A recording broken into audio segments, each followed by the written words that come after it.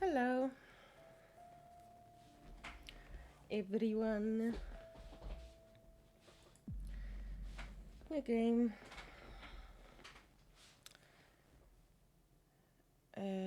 you'll need to search each location carefully, find clues to proceed, and use your observation and deduction skills to uncover the hidden secrets. We recommend writing your own notes and or taking advantage of the in-game camera. The game auto-saves whenever you enter a location. Should you encounter a bug or a problem while playing, such as being stuck behind furniture or getting pushed out of the game world, simply use the reload button in the menu that transfers you back to the entrance of the location. Your game will continue from there and you will retain everything found up till that point. Okay. Good to know. Hey, Janet. So the chief has entrusted you with my assignment, hey? I hope it didn't interfere with your weekend plans. Anyway, he told me to call you and fill you in on it. You remember the murder that happened a few years back that was never solved? The one at Painscreek where the ex-mayor's wife was killed? Well, the property's being auctioned off soon, so we don't have much time to dig up anything that's relevant to the case. So see what you can find. Hopefully it'll be something worth publishing. Anyway, take care. I'll see you on Monday. Bye.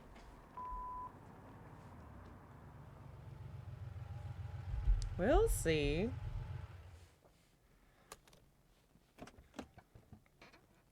Skip? No, I don't want to skip. I actually want to see. This is my first time, so.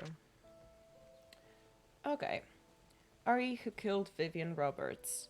August 3rd, 1999. In 1995, Vivian Roberts, a successful businesswoman and wife of a former mayor, was murdered and dragged to the front of her own home. The case was never solved and the killer never found. It was rumored that a private investigator was in Painscreek sometime later, but there's nothing more on that. Last week, we received news that large swaths of Painscreek County will be auctioned off soon. We would like to revisit this story and attempt to find out the following: who killed Vivian Roberts? What was the motive? What was the murder weapon?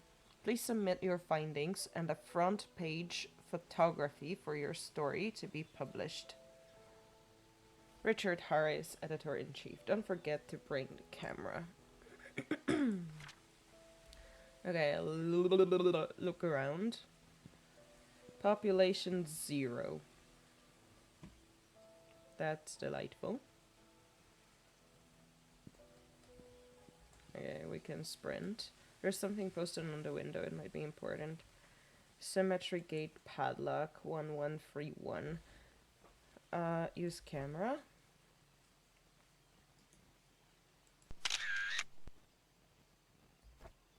Okay. Oh, I thought I would just like open the door manually, but I guess it's just like you click on it and you enter the location apparently. Okay, so that's the exit. Do I have like a limit of how many pictures I can take? I hope not. Left control toggle to crouch.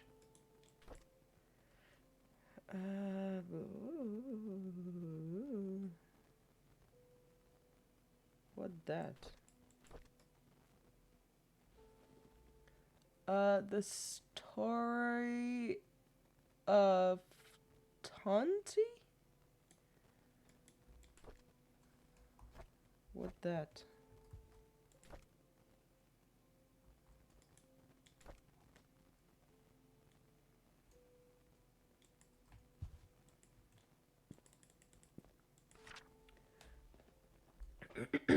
Work relocation. Dear Sheriff James Howard, due to the decreasing population of Painscreek County over the recent years, we have decided to delegate manpower elsewhere. This letter is to inform you that you have been reassigned to Grant County starting May 14, 1998. Please report to our office before May 12, 1998.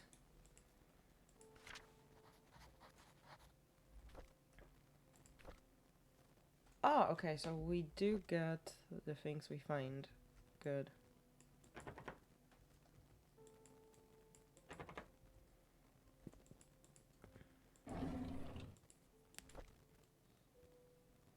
Oh, so I can read it. Okay. July 30th, 1995. Vivian Roberts' funeral was held this afternoon. Bernard, the butler, Dorothy, the head servant, Derek, the family chauffeur, and his mum, Wanda, who is fighting cancer, attended. Vivian's husband, Charles, came with their daughter, Tricia. Charles did not utter a word. He was very quiet. Most of the town came and paid their respects at the funeral. Halfway through the ceremony, Tricia started to weep loudly. Dorothy brought her elsewhere, and the crying died down. I noticed that Dorothy looked tired. It must have been, though, to take care of Tricia. She's been having multiple breakdowns. I can't blame her. With the loss of her mother and with her boyfriend being accused as the killer, it must have taken a toll on her. I feel sorry for the whole family.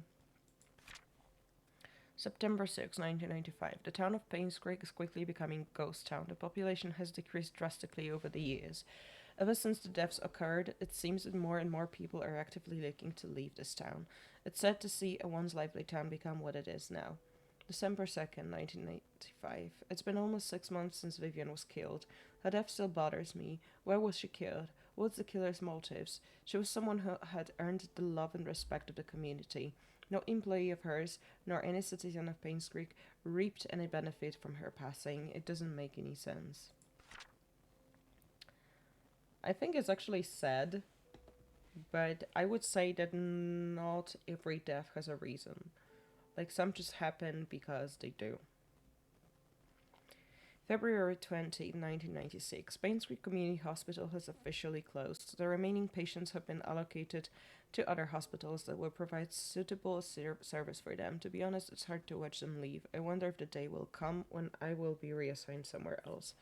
Yeah, we just read that he's been reassigned. Okay. Scott Brooks, Painscreek Trinity Church pastor's son, suspected for killing Vivian Roberts. Witness reported seeing suspect fleeing from murder scene last night. The police apprehended Scott Brooks yesterday afternoon. He was residing at the Roberts hunting cabin by the trailhead. According to a witness who at this time had wished to remain anonymous, he was coming home late on July 19th at around 11:50 p.m. when he saw Scott walking very quickly away from the Roberts' mansion, heading down Silver Lake. Although Scott looked upset, the witness did not think it unusual until a few days later when he came across the newspaper article on Vivian Roberts' murder. Feeling uneasy about the whole situation, he called the police. Shortly after the call was made, the police arrived at Scott's cabin and questioned about his whereabouts the night Vivian died. Scott said he did meet her that night, but said he had nothing to do with her death. Scott was later brought down to the station for further questioning. Well, I suppose they didn't find anything, since they didn't actually put him to jail.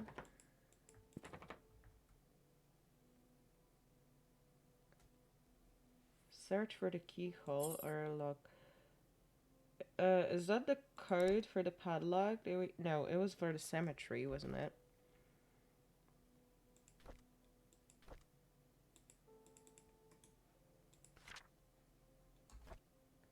How do I open my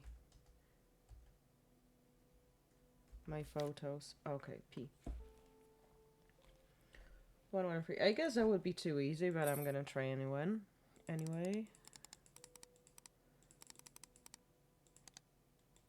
Wait, what was it? 1131.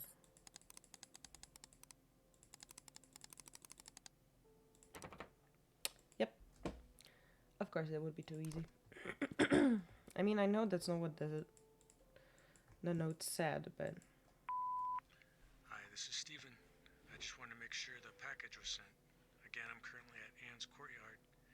Any extra info you have would be much appreciated. Thank you very much. Talk to you later.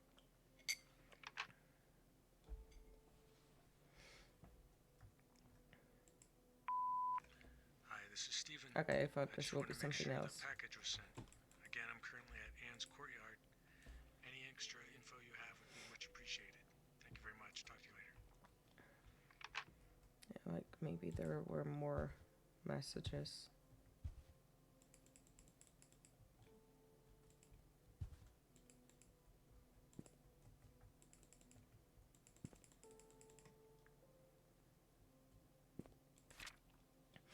Vivian Roberts, successful businesswoman and wife of ex-mayor, found dead in front of her home. For the death to strike Painscreek in less than a year. Vivian Roberts, the wife of ex-mayor Charles Roberts, was found dead in front of her home at One Maple Doctor? What is it? Painscreek. At 7:15 a.m., Mary Martinez, a maid currently working at the mansion, was retrieving the morning paper when she saw Vivian's body. She immediately called 911. The Painscreek sheriff, James Howard, arrived shortly as the victim was pronounced dead. The time of death was estimated to be between 11 p.m. last night and 1 a.m. this morning. The body is currently at the coroner's office waiting for an autopsy. The people of Painscreek have started grieving for her. Candles and flowers were being placed at the gates in front of her home where she was found. Vivian was indeed a person whom many respected and adored. Her success in business, her loyalty to her family, and her love for the people of Painscreek are unsurpassed. She will be missed.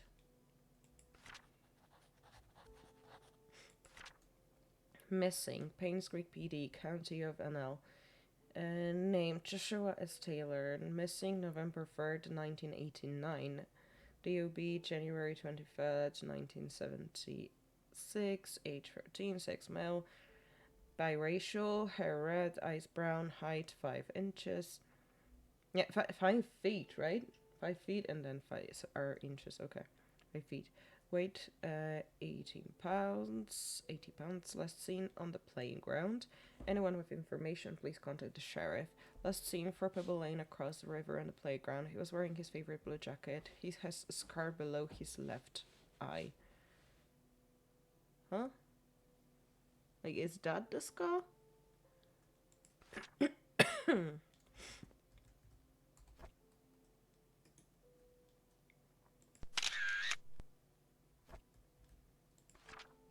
Moon Cafe. Come check our selection of exquisite recipes to taste. Our lattes are known as the best in the county. Come and have a chat with our friendly baristas. Lunch and dinner only $9.99 in partnership with Anne's Courtyard Inn and Suits. If you show our baristas your receipt of room tag, you will receive a free cup or signature moon latte. I will photograph absolutely everything just in case.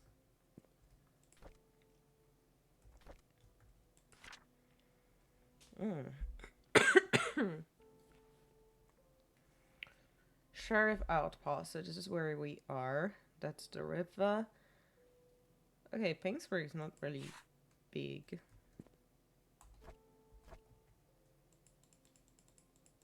We don't need any silver tape. Yeah. This could be useful.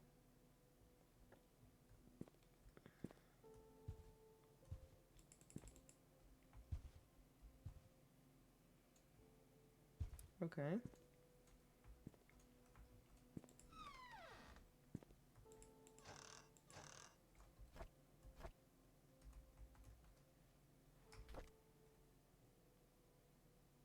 Janet Kelly. Okay, that's who we are. Batteries seem new. Oh, I can't use it. Okay.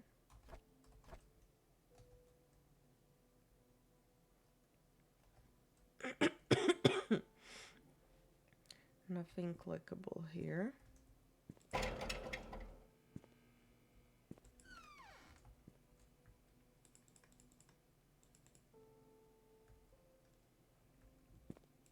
Okay, so I guess we go.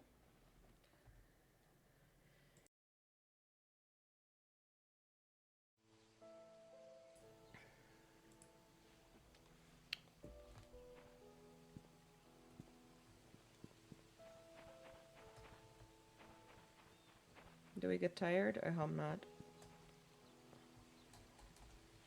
Can we jump?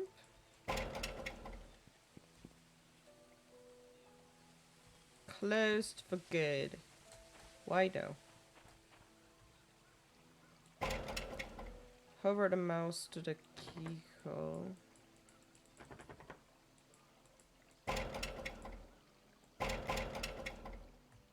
Yeah, I did.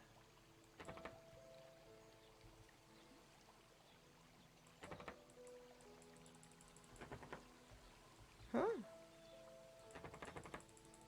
Yeah, I can see it is whole clothes, but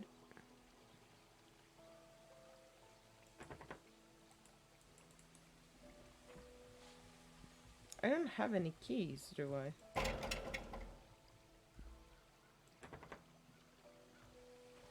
What on earth?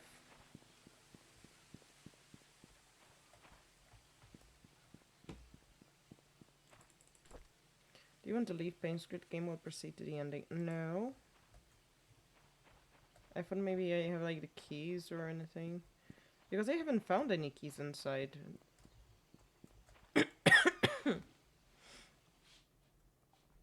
Unless I've missed something.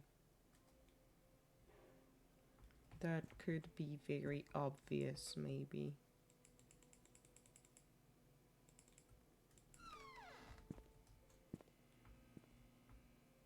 Yeah, I can't get in there. There's nothing here. That's just...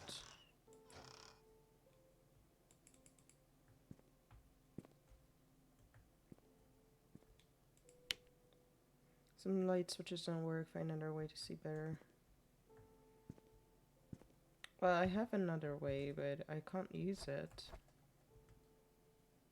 Oh, never mind. That's it.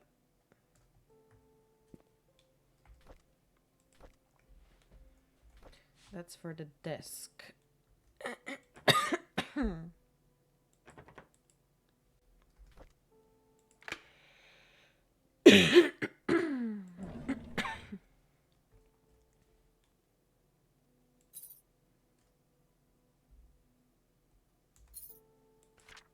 Vivian Roberts' murder case report, August 9, 1995. This report is an update of what happened to Vivian Roberts. Scott Brooks, the only suspect of this murder case, was apprehended a few days after Vivian's body was found. According to our investigation, someone saw Scott at around 11:30 p.m. near the woods north of the mansion. Two hunters were looking for more wood for their bonfire when they heard shouting. They witnessed Scott and Vivian arguing. However, they were too far to hear the content of the argument. 6 months prior to Vivian's death, Scott was fired from working at the mansion. She cited Scott for tardy work and rebellious behavior. She also prohibited Scott from visiting the mansion and meeting Tricia, who by then had a close relationship with Scott. We are currently investigating the case. Scott is our main suspect in Vivian's murder. So there was somebody who actually had a motive after all. Okay, so we don't really have this.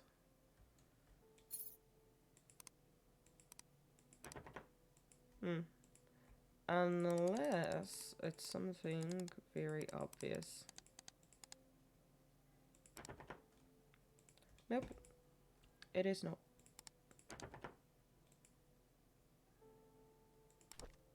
Fine.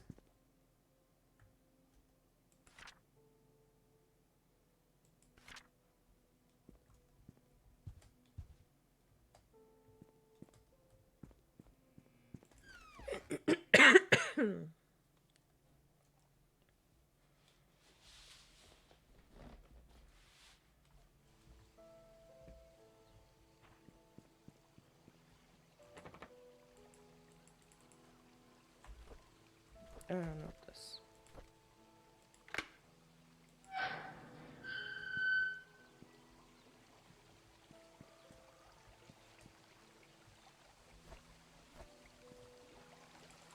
Stump?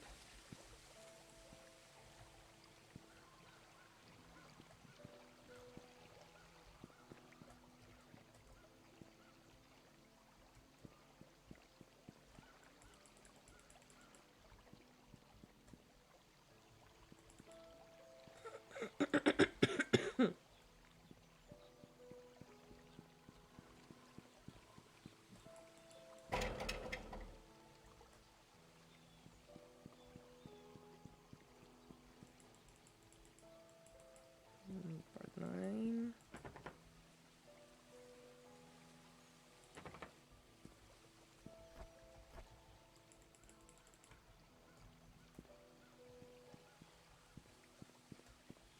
Why is everything locked if it's like, you know, deserted anyway?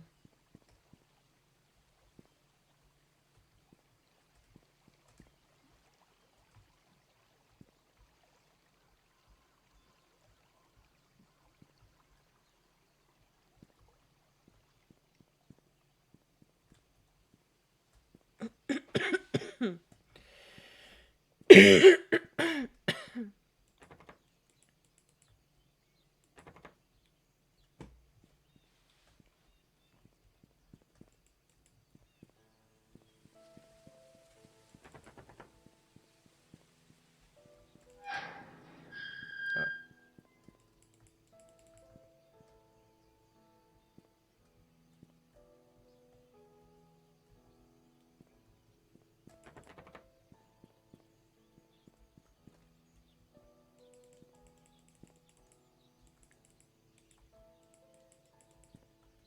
Can I not put it on?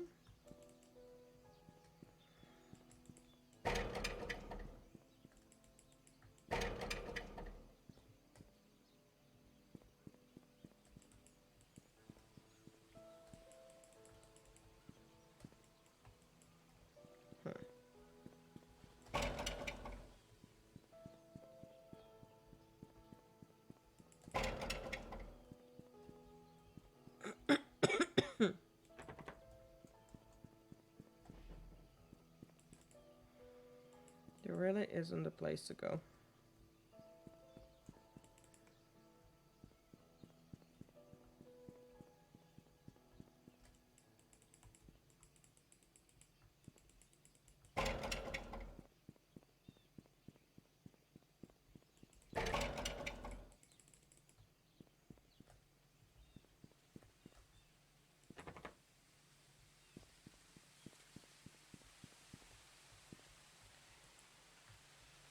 This has already been unlocked. Okay.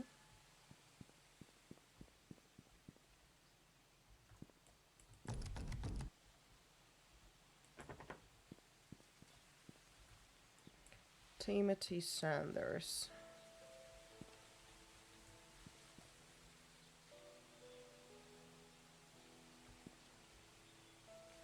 Some textures just look so weird. Like it's important, but it's not. Christopher Burke. Here lies a man whose wisdom flowed from rivers. Draymond Brown, eternally loved. Gray Roberts, rest in peace. Henry Johnson, Hearts Forever. Wanda Tyler, lovingly remembered.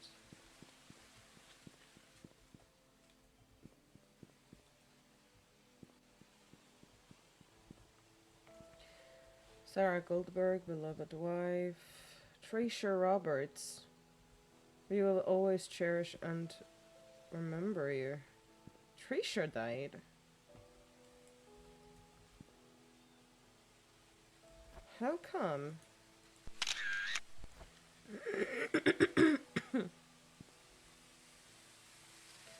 Those we love will never go away. And she died the same year, though.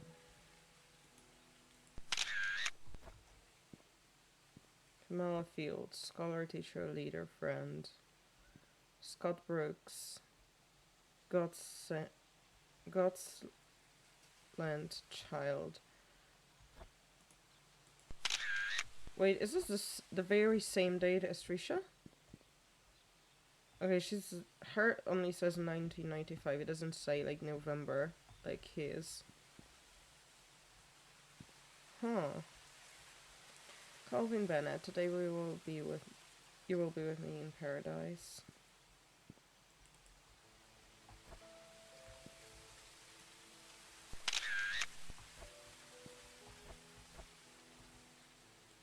This looks oddly fresh for a deserted place. Philip Young, Jesse Elliott, Victoria Hopkins, Marisa Young.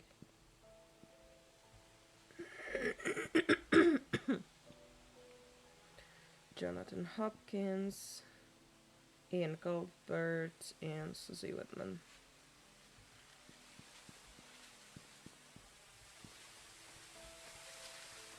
So Trisha and Scott died the same year as Vivian.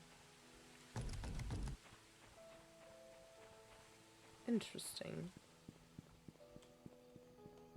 We didn't hear about that from any newspapers.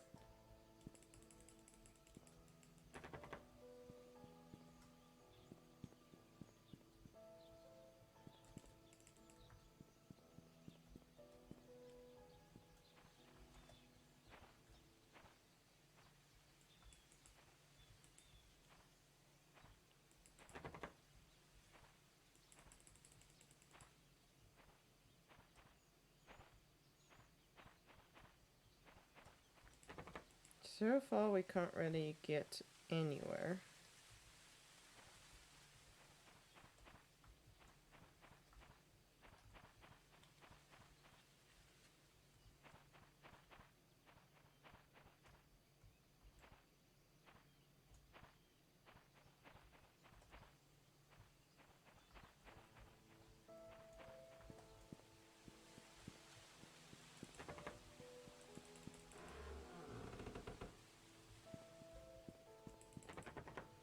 This place looked much smaller on the map, like, I'm going to be so lost soon.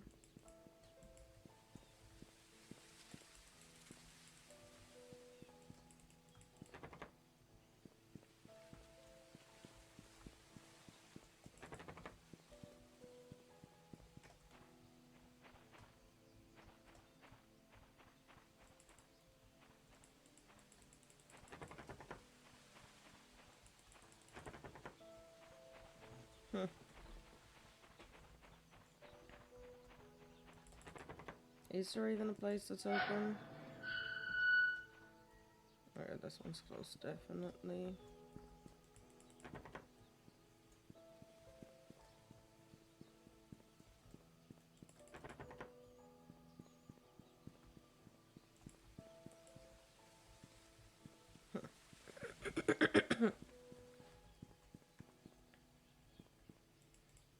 What does this do here if the city is completely deserted? Was somebody left in a hurry? That they left it here? Huh.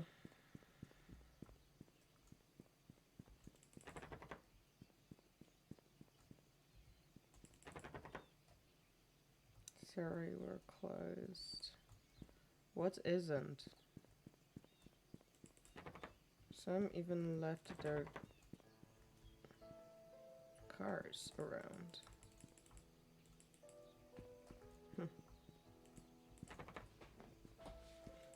Can I not find any keys, like inside of these or something?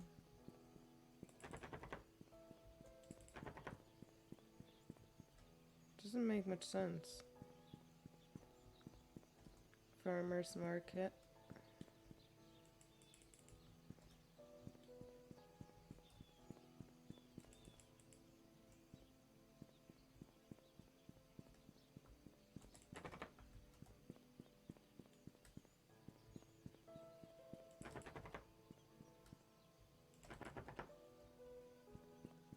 Okay, everything's locked.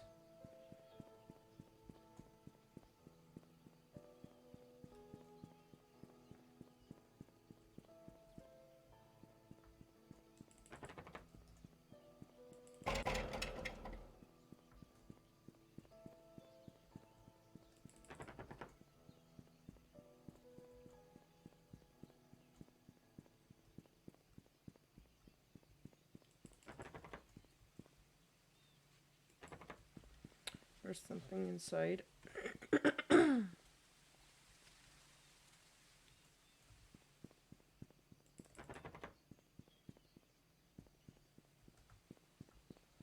Jesus, what am I to do? Like, everything's closed everywhere. Every single door that I've touched so far is closed.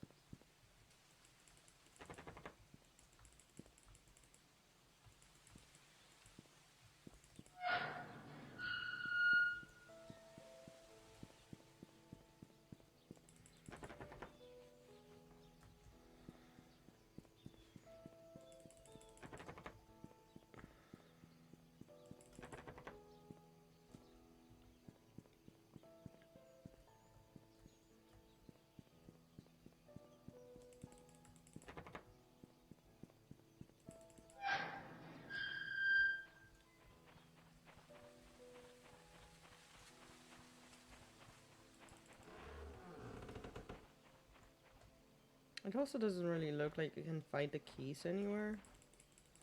Like, I can't open the mailboxes or something.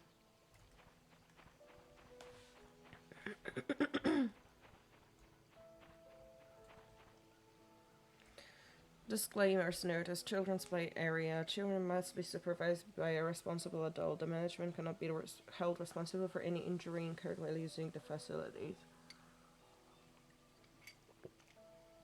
Why make it by the river? It's like asking for trouble.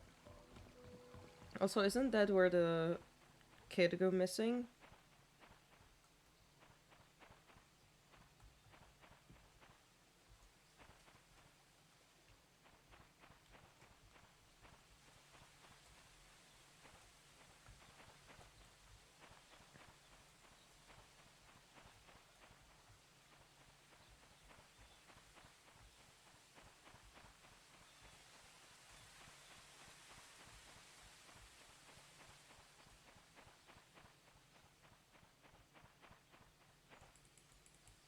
Hmm. Oh well. To-do list. Get more firewood. Give Trisha my spare cabin key. Fix Mrs. Patterson's sink. Visit Andrew at the hospital. Check hospital for missing tools.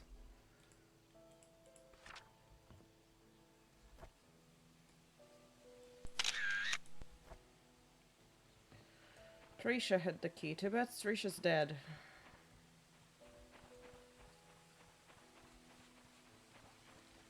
I shouldn't go into the water. My equipment will get wet. Okay.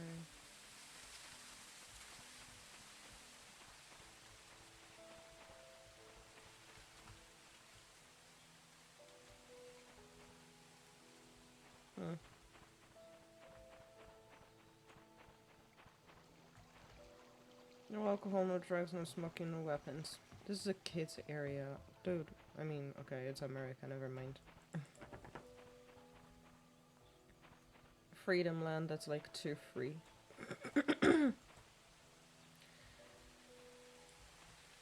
Public hunting area. Okay, we can't go for this.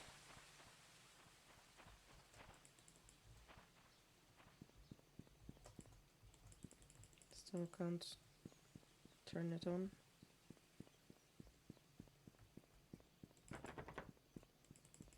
I still haven't been to the hospital. Where is it? Okay, I have no idea where I am right now.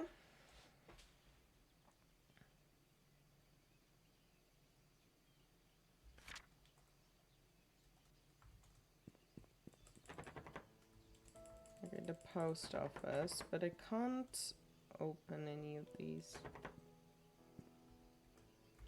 So I'm at the post office. That's where the courtier was. I've been there. I went to the cemetery, but the path to church is closed, I think. So we could go up this road up to the hospital. I didn't try that yet.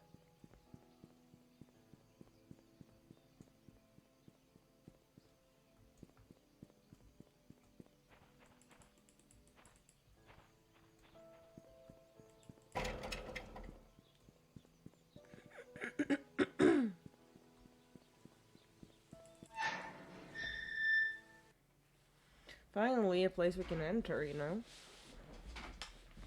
Unless it's locked.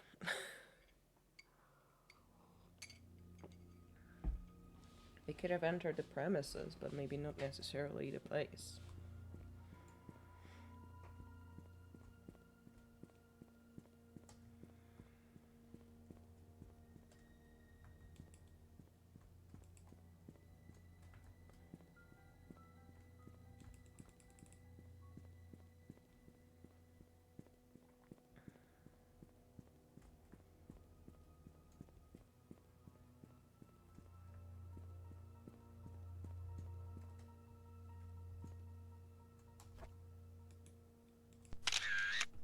Somebody kill themselves by jumping out of the window, or what is it?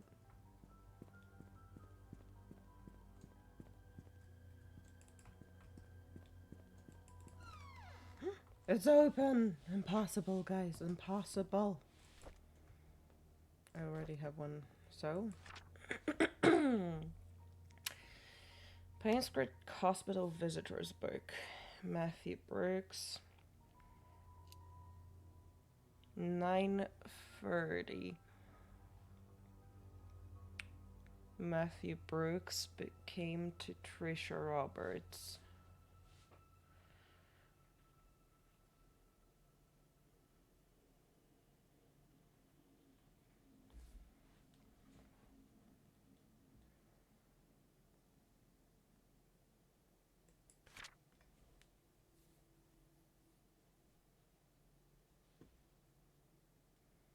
"12:06. Trisha Roberts. She already lived. I mean, she still lived by that. Although we don't know which year that is.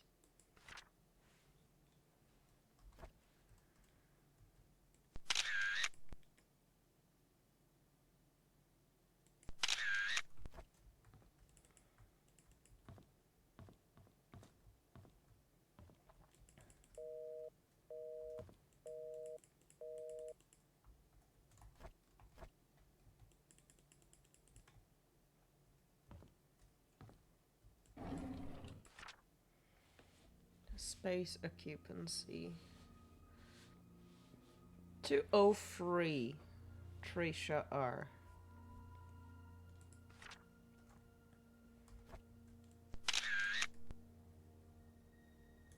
Wait, I will start writing this down probably.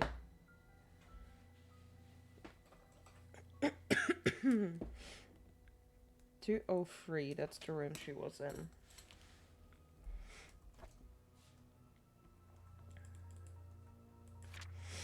If Father Matthew forgets his key, place it under the flower pot next to the church.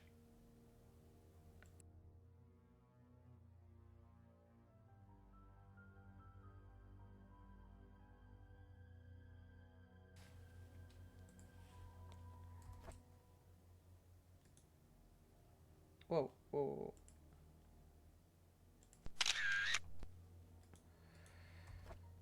Uh-huh. Okay. Ah, so that's how I can do that. Okay. It makes more sense now, actually.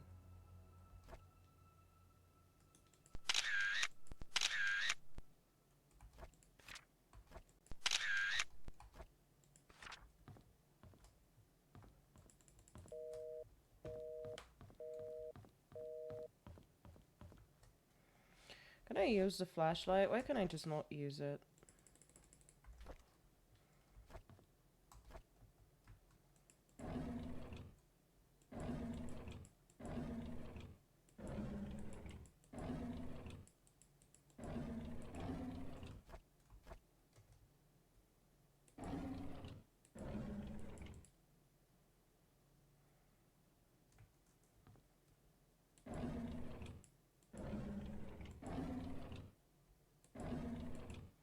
Come on, pick it up. A maple leaf.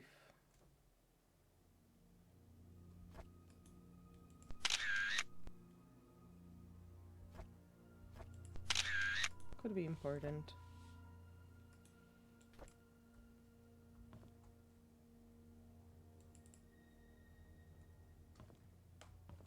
Okay.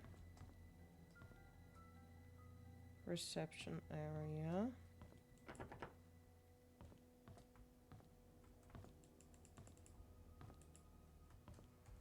Can I still not use the flashlight? What do I even have it for if I can't use it?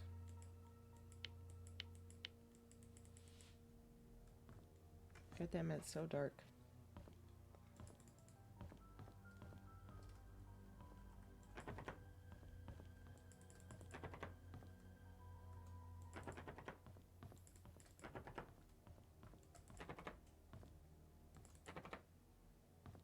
That looks important.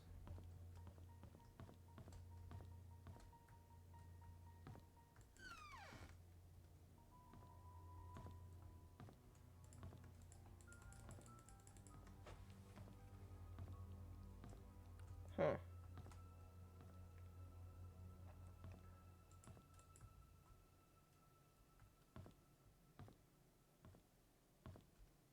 Can I take the knife? I would feel safer.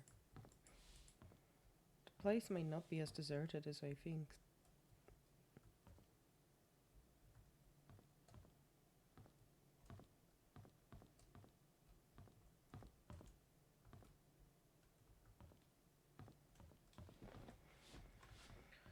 Okay.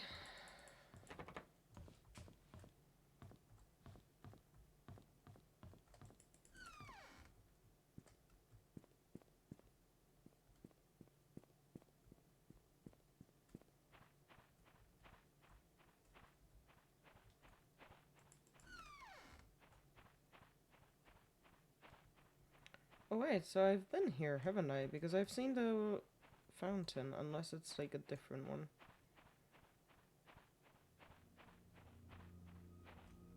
I just didn't know it was a hospital. Huh.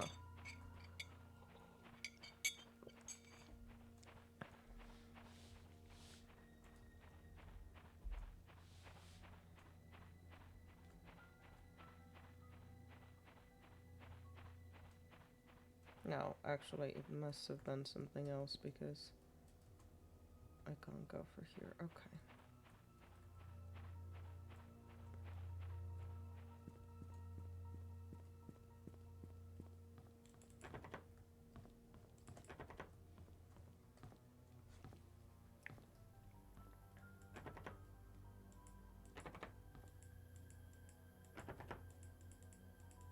They all have different codes.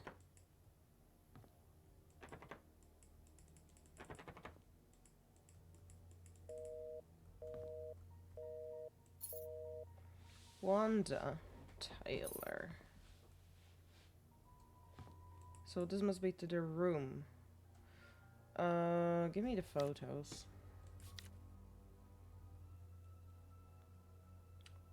102, okay. So I've got a key to 102.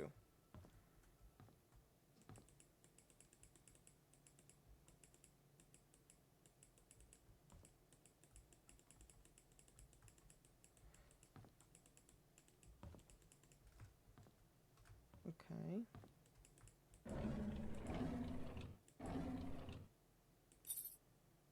Medical record room.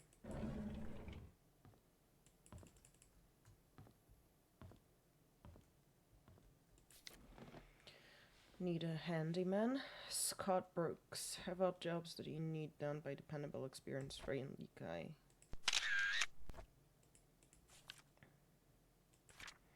Are ghosts real? In Search for the Truth of the Dead by Rebecca Bloomfield. What happens when a person dies? Does the soul leave the body and head towards some far off light? These are questions that mankind has been asking since the beginning of our existence, and yet there is still no concrete scientific explanation that can prove that such things exist. But what if they are real? More importantly, what if that person has unfinished business here on the earthly plane? According to Nathaniel Anderson, spiritualist and writer of Spirits of the Dead, the spirit world is very real, and everyone is destined to go there after leaving their physical body. However, when people die with resentments in their hearts, they are unable to pass through the gates towards their designated realm in the spirit world. This is due to the things that they were affected by while they were on Earth. We call these lost souls ghosts. Ghosts are spirits in an unhealthy state. Some of them seek revenge, but almost all of them seek some form of resolution. Depending on the level of hurt they received before passing and their level of maturity while on Earth, the levels of resolution range from lesser indemnity to greater indemnity. What can you do if you're locked out of your own car? A Slim Jim is also known as the lockout tool. It is used primarily for breaking into cars. It is a thin strip of metal that is 24 inches in length and about 1.79 to 1.57 inches in width. It is a very popular tool for car thieves, as the Slim Jim allows one to unlock automobile doors without the use of a lockpick. It works on the levers and interconnecting rods in the car door and avoids dealing with the lock mechanism itself. The hooked end of the tool is thin enough to be slipped between the car door's window and the rubber seal, catching the rods that connect to the lock mechanism.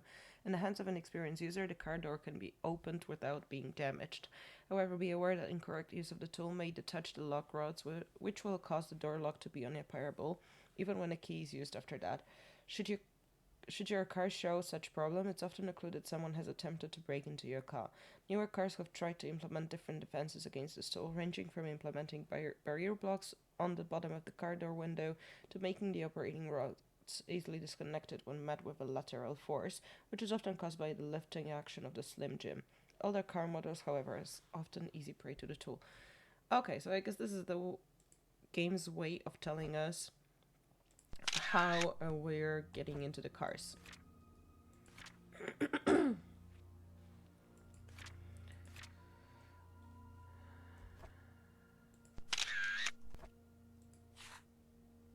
Oh, never mind. I took it anyway.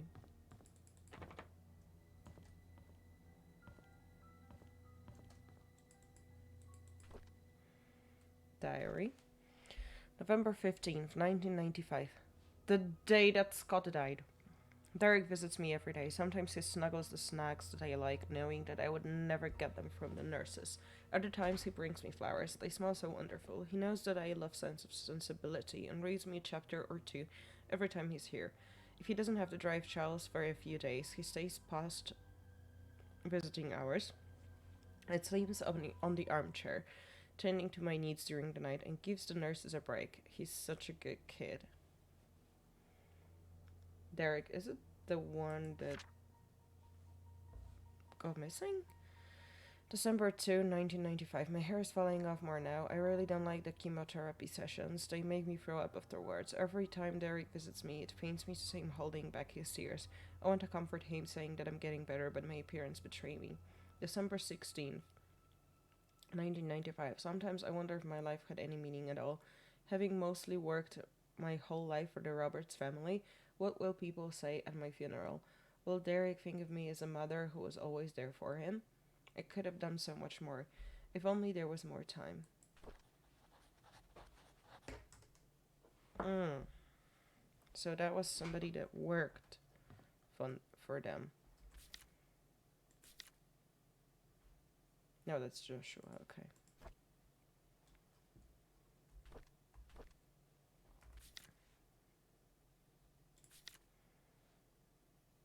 Wait, I will delete this one because it's the same, and I will delete this one because it's the same.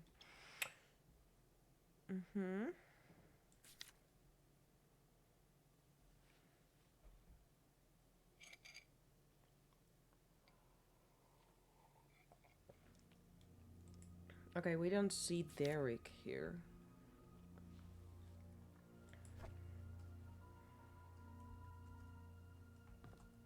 What room is it? Does it not have a number? Oh, so that's the one I have the key for. 102, don't I?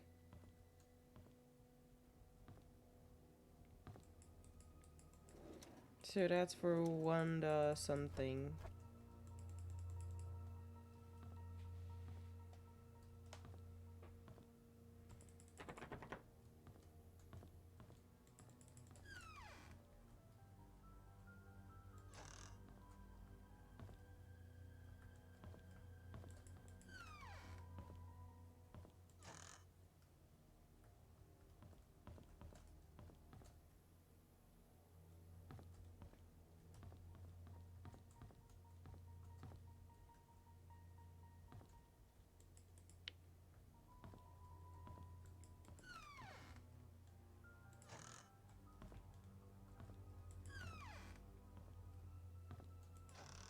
We need to be meticulous. You never know where you can find something of use. I really wish I could use the flashlight though.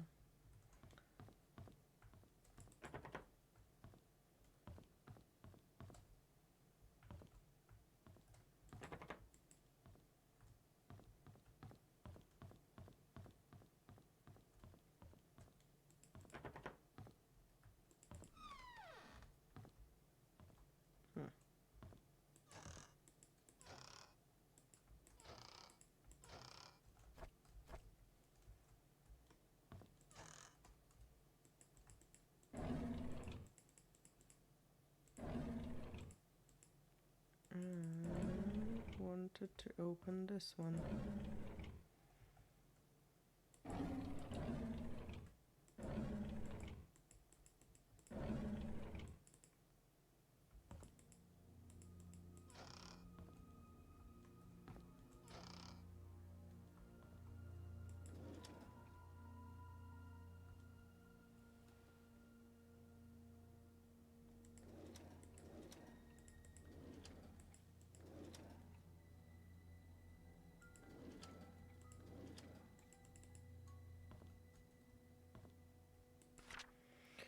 Dear Hannah, I heard from my mom that you are not feeling well and have to be in the hospital from now on.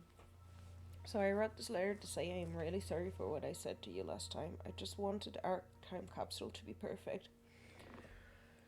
When you get better, you can put anything you want on our time capsule, and your car you can decide where we should bury it. I promise. I really hope you get well soon. I miss you. Please write back to me. P.S. You can pass your letter to my mom. She works in the hospital as a nurse. Nicole.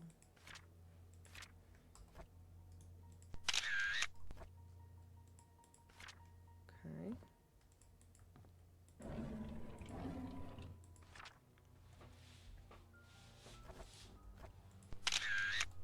Dear Nicole, I was so glad when I got your letter. I am sorry too. And thank you letting me choose where we bury our time capsule. I have a few ideas in my mind. I want you to pick one for me. Playground, behind hunting cabin, cemetery.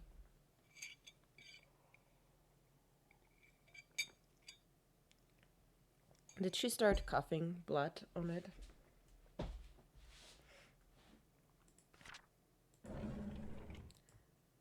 I guess the friend never got her letter, huh? Is heaven real? The definitive book in answering the reality of the afterlife and spirituality.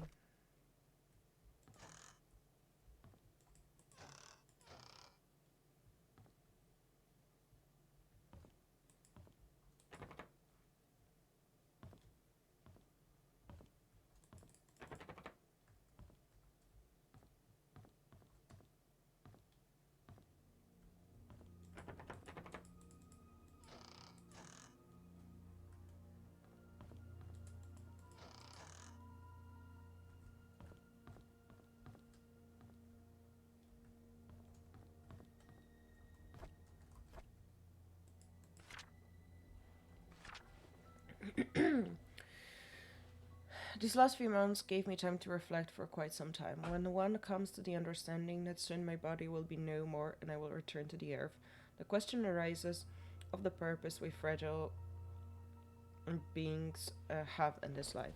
How my soul yearns for those joyful moments with loved ones when I was ignorant of such incomprehensible matters. And now I sit here just waiting for death, knowing that I will never have a second chance. If only I could express what I feel to my wife, kids, people I once called friends. Maybe I can feel comfort. My body may be able to travel, but at least I can send something to them. A nurse has helped me prepare a package to send. I'll see to it personally that it gets dropped off once my body feels better. The last effort of a sick old man. Harold S. Mason. Everything could ever be of importance in a place like this, and I do not know which one is important, so I will get them all. I will pretend those are Pokemon, and I will catch them all.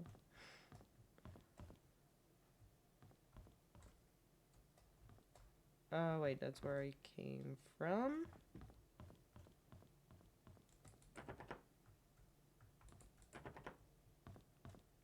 Jesus, it is so dark. Oh. Wow, that works. I didn't expect that.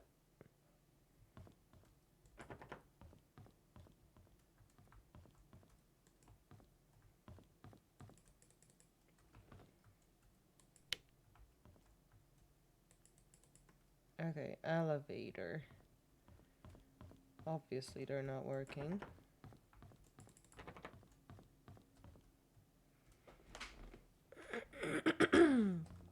Rehab center.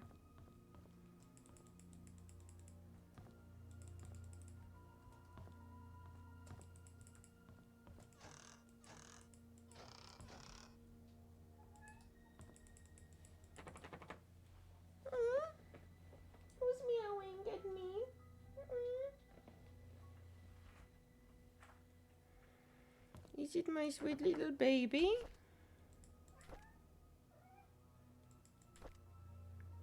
Medical records room. Show me the map though.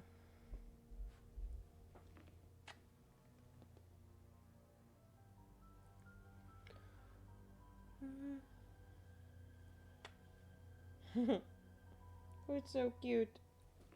My little cute baby. Huh? The cuteness. The sweet little cuteness.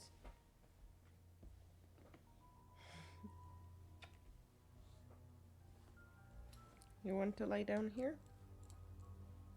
You can. You can if you want to.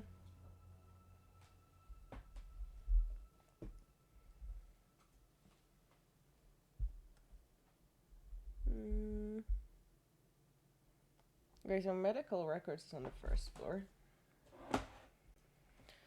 So I need to go them. Oh, mortuary is in the basement.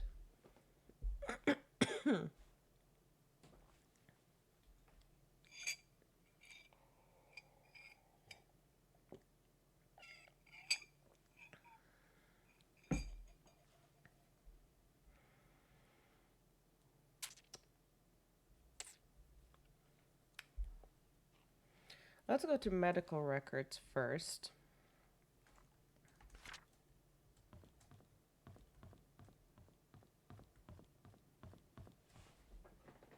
And I wish I knew how to use the goddamn flashlight. Although, wait. If I go like here, can I use it now? Nope.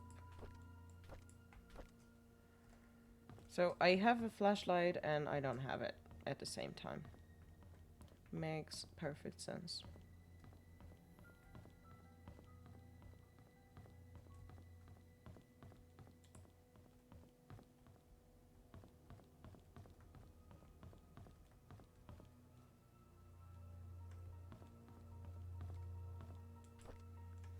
Henry Johnson, staff boss. Huh. I haven't been here.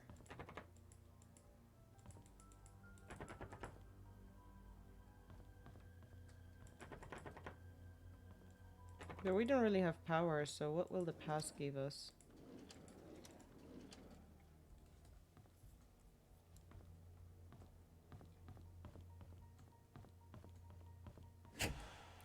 Oh, for fuck's sake, I got so scared.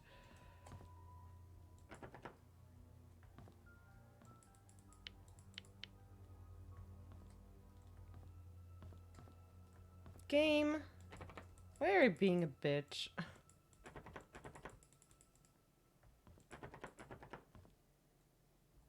Oh wait, that's the place I've been to, right? Yeah.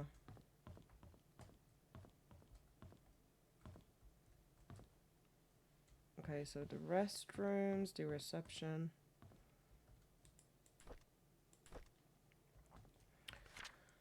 So, 8 is reception, right? Lobby. And we need 9. We need medical records. So, left, right, at the end of the corridor. Left, right. There we are. Now it's this one.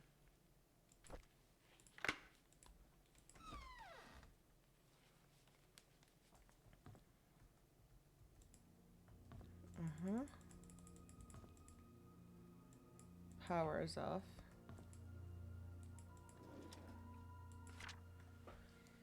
Medical condition report. Raymond Brown.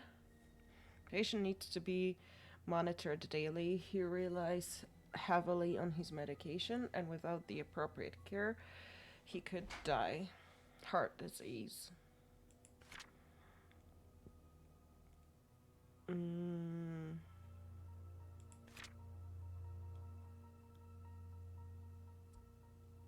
Wanda Tyler. To expedite your patient's file, please provide further elaboration of clinical condition if available. Okay, so she's got cancer.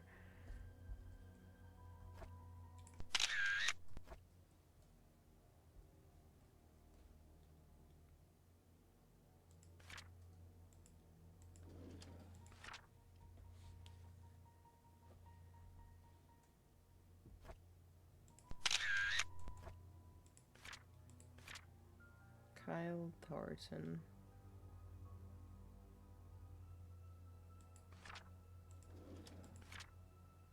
Bonnie Ramsey, Andrew Reed, Marlon Fox. Kyle Thornton, Marlon Fox, Rebecca Hunter. Seizures. Kyle Thornton. The purpose of this form is to provide a patient with the necessary information, blah blah blah, physician's name and address. The patient is medically able to work with limitations or restrictions as of blah blah blah. Okay.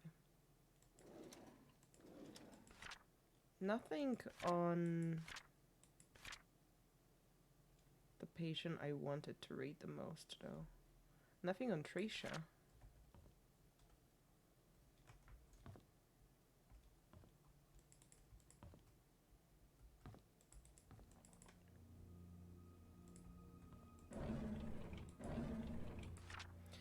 Can somebody let Catherine know that I found her missing pin and I placed it in one of the drawers of the lobby? If she's wondering, I found it in the basement storage. She needs to take better care of her things.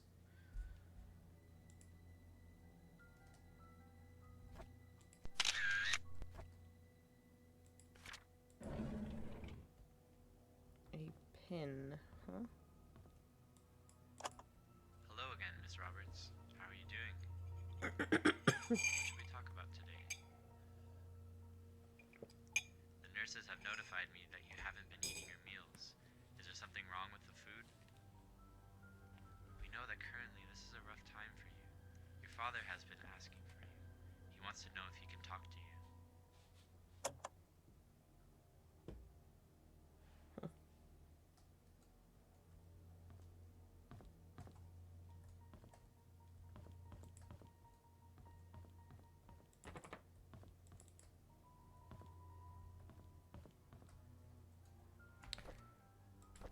Why can I not use the goddamn flashlight as what I'm asking for?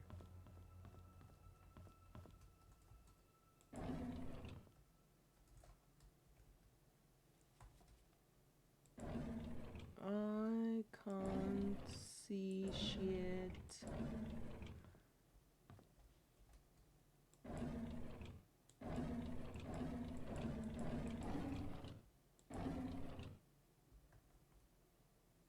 Oh, the pin. Okay.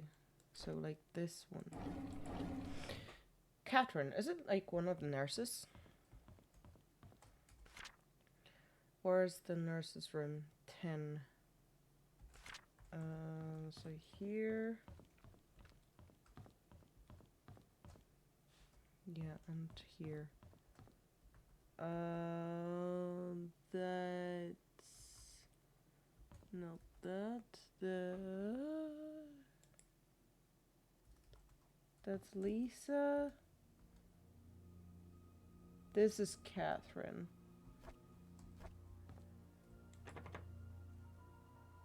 Yeah, I know it's locked, but I can't see shit. This is so annoying.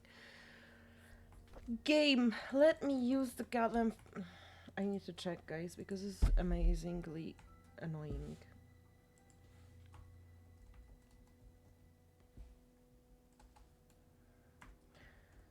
How to use flashlight.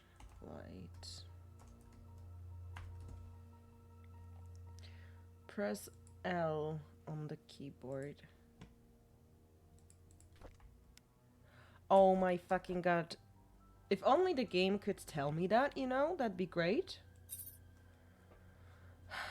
Never mind. The pin. 1964. Let's try that. 1964. Ha-ha! May 19, 1993.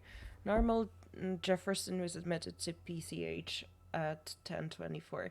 Her son found her on the side of the bed and immediately called us. We tried to reach Dr. Johnson, but we were not able to. After the first try, we gave up and called Dr. Schneider, who was not supposed to be on duty. It's the first time that we failed to reach Dr. Johnson. He's never been unreachable this many times before. June 4, 1999. Susan has been sick 3 days in a row, with Catherine calling in sick at the last moment. Tonight's staff will be extremely short-handed. I have agreed to do double shifts this weekend. June 20, 1993. It is unfortunate that 8-year-old Timothy Scott drowned. What? Rumor was that he was trying to retrieve his toy and lost his grip. He was alone while everyone else was playing in the playground. His body was found 3 hours later in the river near the haunted cabin. June 26, 1993. I was at the end of the hallway when I saw a young lady standing outside Dr. Johnson's office. It was 11:15 p.m. and the visiting hours were over. I called out to her. She turned to me and promptly walked away. I couldn't be exactly sure, but I thought she looked drenched. I looked out of the window. It was raining. Okay.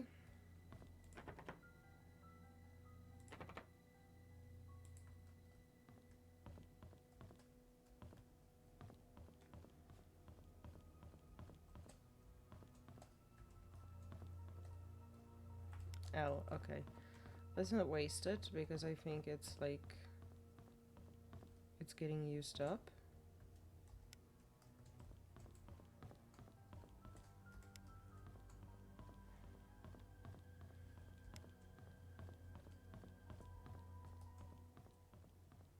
But there was a place...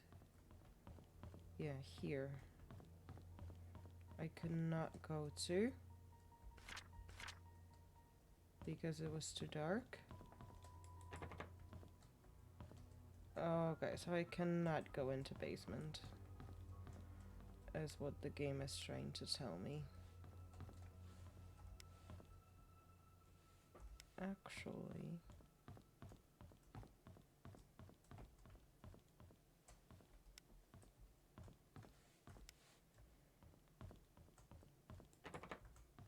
two. Where's 203? I mean, I have the map, but 203. And it is locked.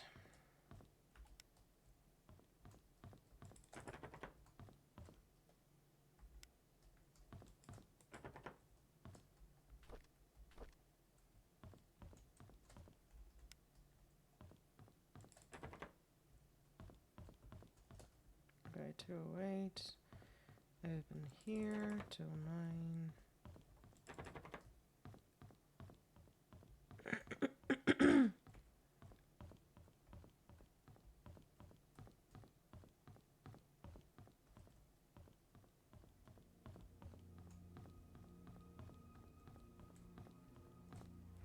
Man, the music is so ominous, you know? Exam room A2.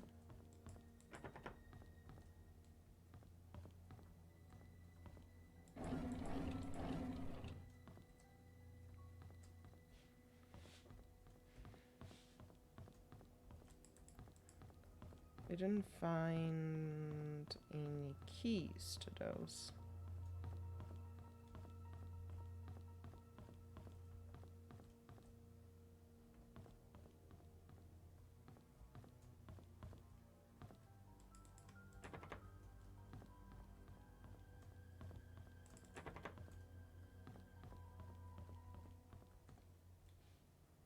Operating room. Okay, so it doesn't seem like I can do much. I have only the...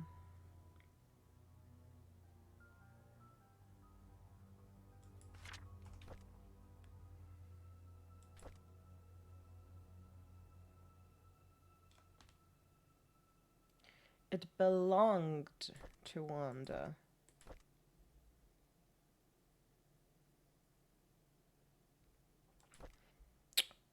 Wait a minute. It belonged to Wanda Taylor. Is it to the house?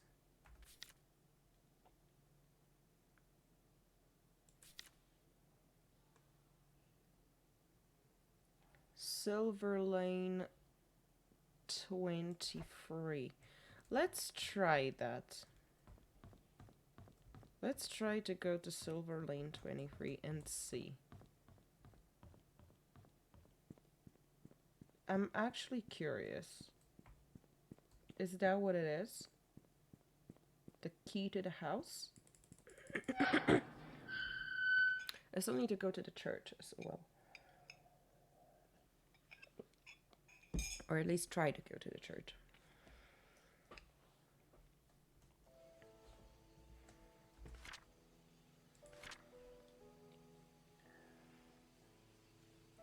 Silver Lake.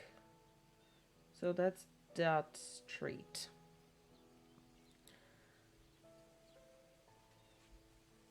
Okay.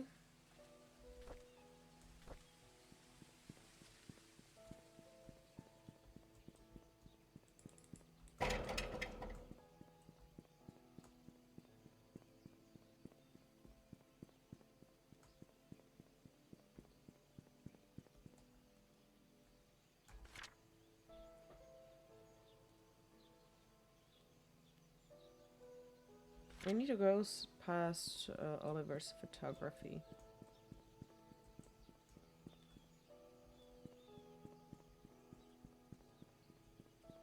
Yeah, here. And now we are on the Silver Lake Street, yes. And we need number 23.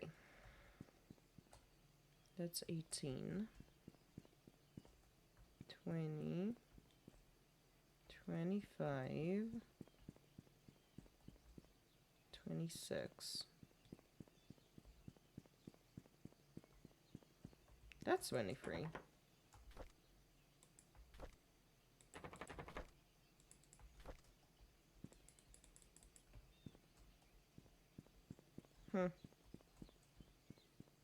Does that know what it is? That's 21.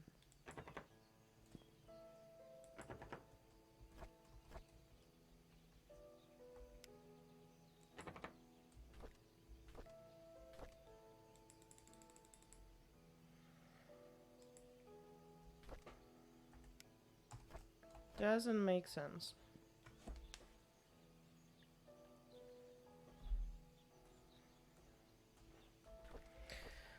Well, never mind.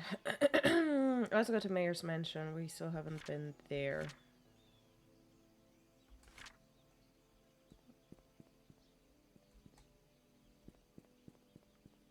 Okay, so that's Oliver's photography. So we need to go left.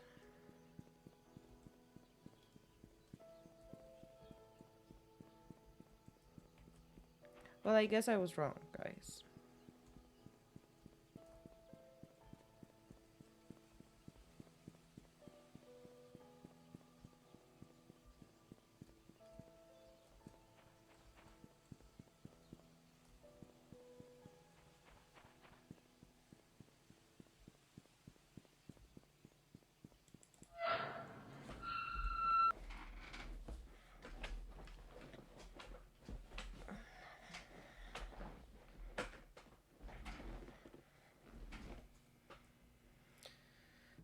I gotta say, this game is not easy. Like, you have very little information to go with, and then it's mostly trial and error all the rest of the time.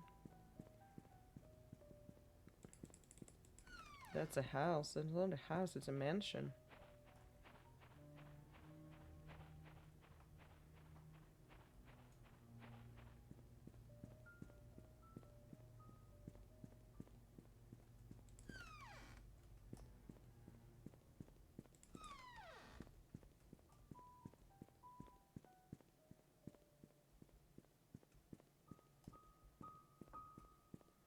Every single house in this town is closed, but not this one. Coincidence? I think not.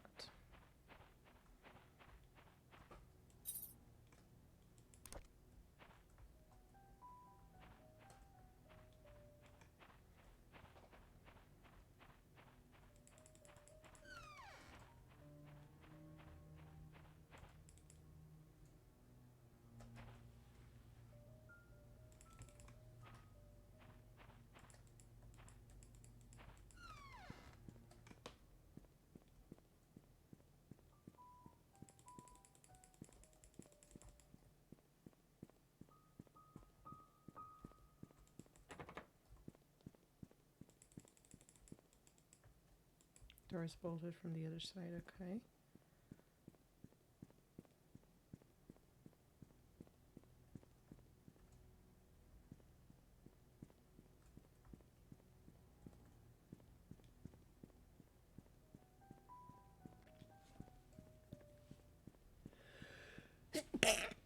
Oh my god, sorry guys.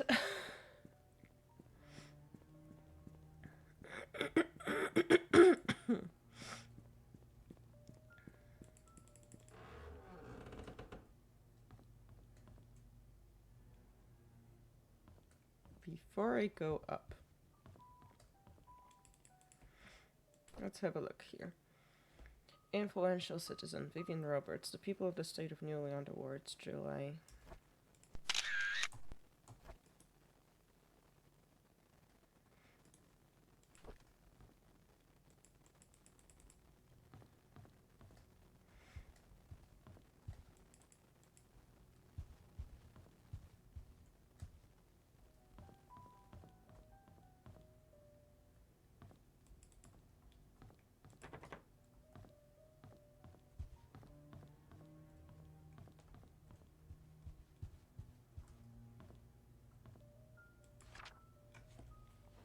Ooh, we've got a map.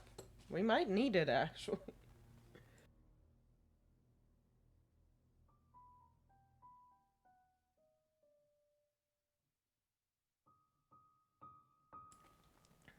This place is huge.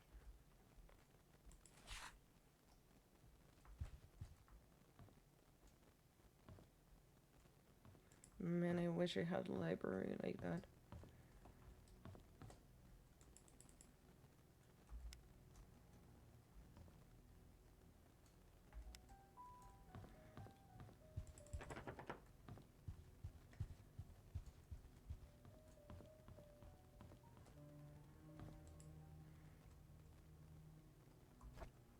They looked delightful.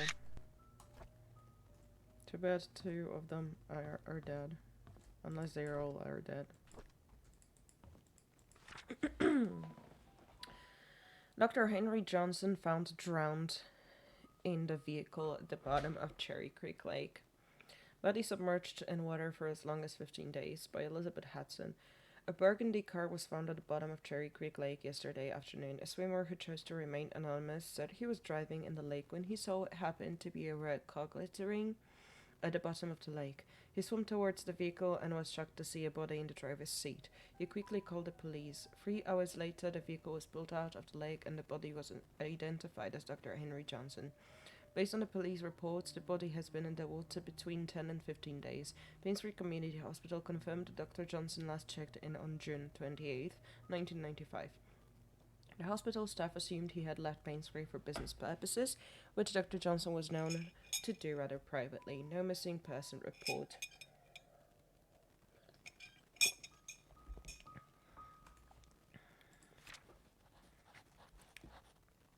Interesting.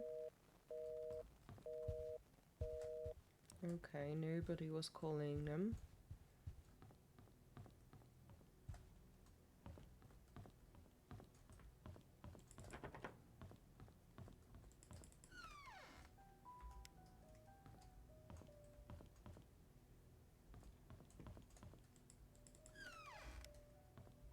Okay, actually, the art gallery. All the famous pieces. We March 14th, 1993. We went hunting this afternoon. Scott's quite a fast learner and has good manners too. I told him to call me Charles, but he kept saying it's more appropriate to call me Mr. Roberts. He almost got the deer of his on his second day. If he keeps this up, I'll take him over Bernard as my hunting partner. June 11, 1993. Tricia's been rather obvious in her interests. He's a good looking young man and respectful to others. I don't mind his status. There's nothing wrong with being an orphan. If there is, it's the parents' fault.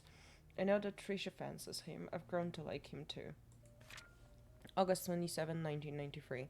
Today is Mom's death's anniversary. It's been 18 years since she passed away. I paid my respects at her tombstone. Vivian wasn't feeling well and chose not to come. So I asked Scott to accompany me. He brought fresh lilies. He said lilies suggested the soul of the deceased has returned to a peaceful state. Sometimes I feel he's like a son to me. Now that I think about it, Vivian is always getting sick during this time of the year. September 8, 1993. I knew our relationship would not be as close as we had it, but ever since Vivian discovered my affair, she hasn't been the same.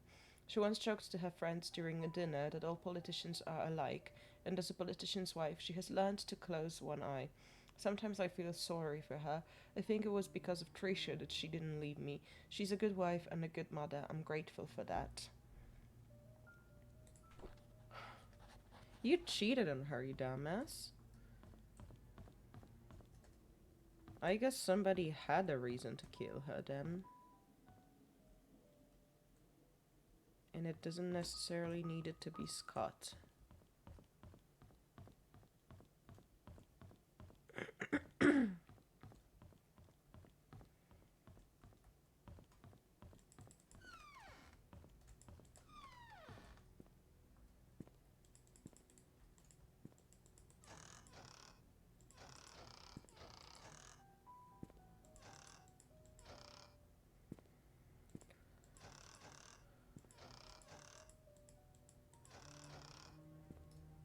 Oh, such a random place for a diary. May 24, 1993. I've been here for almost 3 months. Everyone treats me well. Most of the workers have been here for a long time, some as long as 30 years. Dorothy is probably the oldest maid here. She's really nice and she's responsible for taking care of all the maids. She's always giving me snacks. The other oldest worker is probably Bernard, the butler. He's so serious, I don't think I've ever seen him smile. June 2nd, 1993. Dorothy and Bernard don't talk much to each other, however, they are perfect when it comes to attending Charles and Vivian's needs. I guess that's why they are in charge here. I noticed Charles and Vivian are never together much either, even when they are both at home. They don't seem happy. What is going on? June 13th, 1993. Vivian was passing by when I broke the vase. I must have been really nervous because I stood there for God knows how long. I thought she would scold me or even fire me. Instead, Vivian invited me to have a tea with her. She asked about my parents and what I wanted to do in the future. I told her I hoped to open my own deli someday. She said I could do anything if I set my mind on it and work really hard like me. She used to be poor. Now she's a successful businesswoman. I hope to be like her someday. July 6, 1993. Wanda is sick. I've heard she has cancer. It has been 2 months since I took over for her. Her son Derek stays with her whenever he is not driving for Charles. I feel sorry for them. Luckily, Mr. Roberts helps with their financial needs. I pray she gets well soon. October 14th, 1993. Andrew shouted at me for walking on the grass, though I was sure I didn't step on it this time. He's always drunk anyways. Scott told me to ignore him. I'm not sure how he could be so patient, always taking care of Andrew and covering his workload. I would have assumed that Scott was Andrew's son if I had not known that Father Matthew adopted him years ago. He's so nice and talented, not to mention handsome, if only he wasn't taken.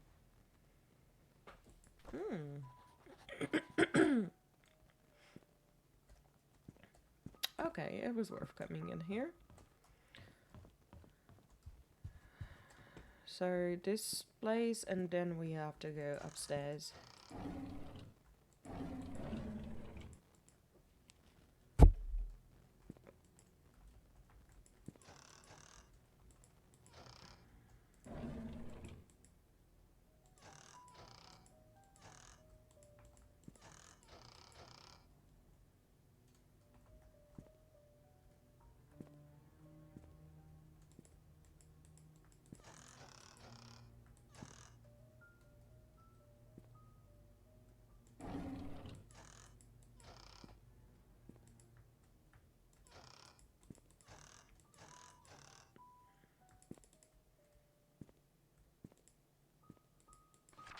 Anyone delivering food to church on Saturdays, please lock all the doors and return the key under the flower pot before leaving.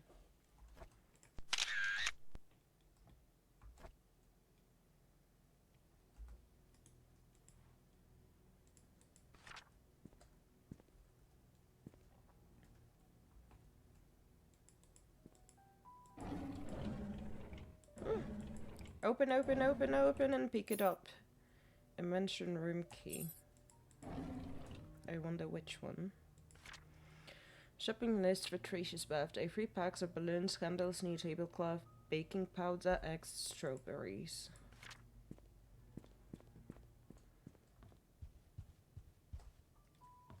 Okay.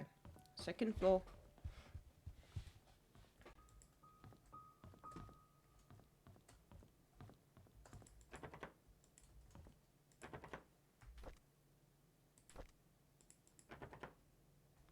Okay. Doesn't work. So it's not for this one.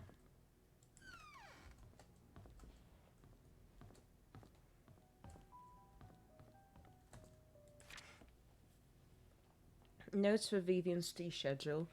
Tea time is 3:20 on the dot. Use the flower pattern cup for Mondays. Gold line cups are for guests. Use half cup of milk. Always leave sugar on the side. Never interrupt unless she calls for you.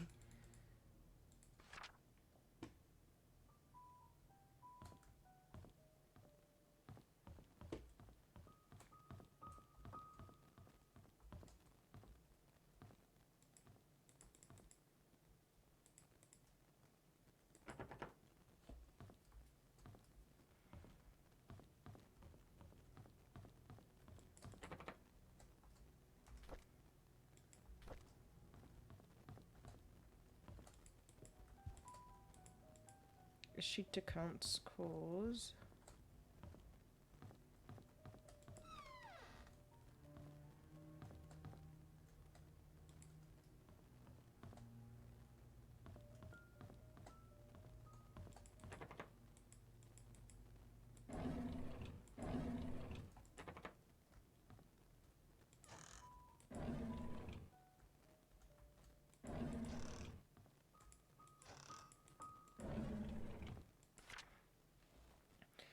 Da Vinci wine service.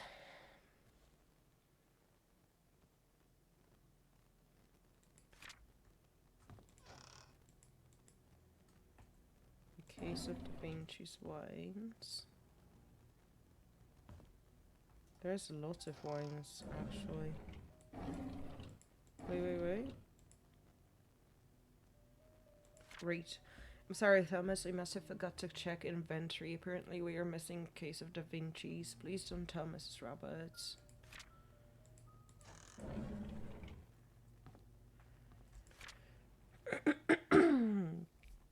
20 years later, Painscreek still honors the lives of coal mine workers. Despite shock and pain, it was tragedy that united everyone. 20 years ago, 6 members of this village, together with 13 others from the towns of Hillside and Old Creek, perished in one of the coal mine demolition programs. The coal mine belonged to the Roberts Mining Company. Vivian Roberts, who had just married into the Roberts family, started a fundraising event that raised $96,000, contributing $24,000 from her own company. A total of $120,000 was compensated to the 6 families. This is a very small sum compared to what those families lost, and no amount of money can replace their loved ones, Vivian told to the press. What we can do, however, is provide them with whatever help they may need, and for those who have helped financially, the Roberts family thanks you. The words not only comforted those families.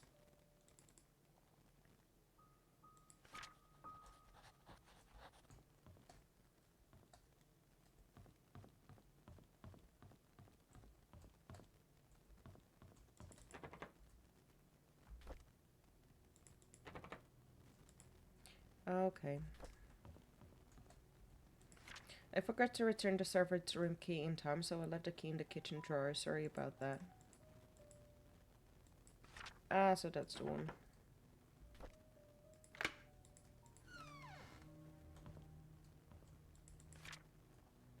I need to report Scott to Bernard. His suspicious acts are getting out of hand. Today I saw him peeking into Mr. and Mrs. Roberts' room from the window. He's been told many times now not to do this.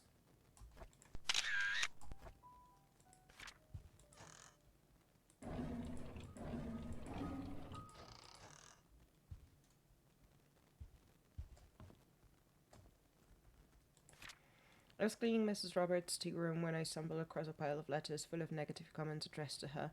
Why on earth does she keep those letters? She, more than anybody in this town, doesn't deserve to be attacked by these faceless cowards. These people cannot see the positive impact she has made for this community. It's not her fault that her business deals can't please everyone.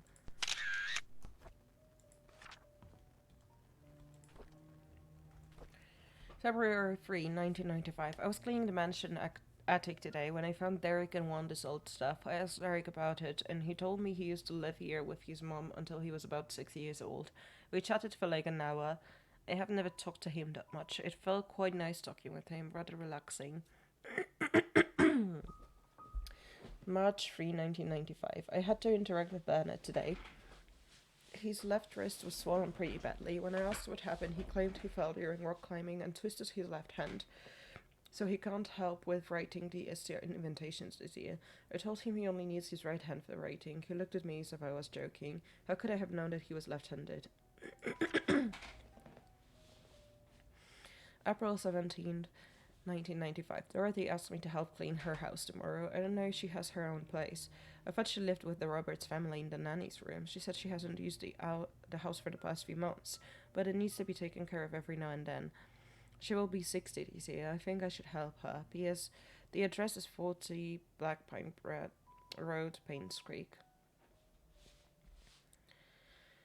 May 29, 1995. Trisha and Vivian had an argument during dinner. Vivian is thinking to send Trisha to college, but Trisha wants to be with Scott. She's not thinking straight.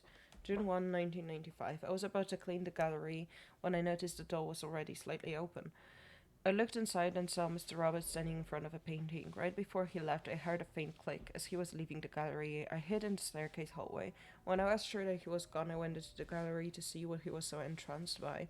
It's just a painting of an old woman with a white headband. I wonder what's so interesting about this lady.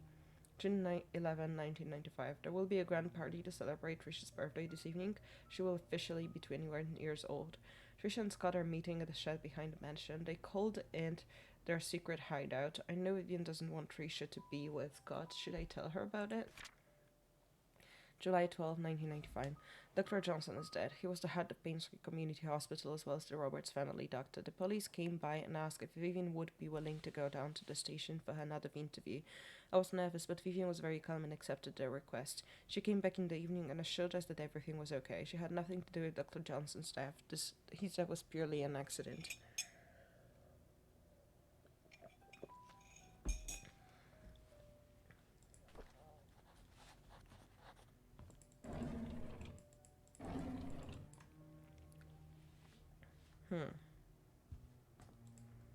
Interesting.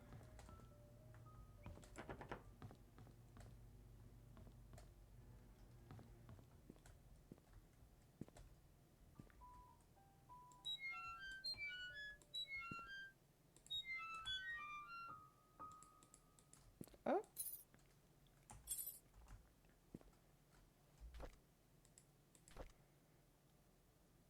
This is a house entrance key.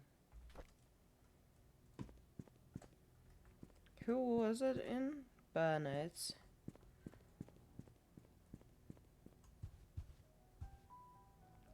Okay, so that's where the staircase was going.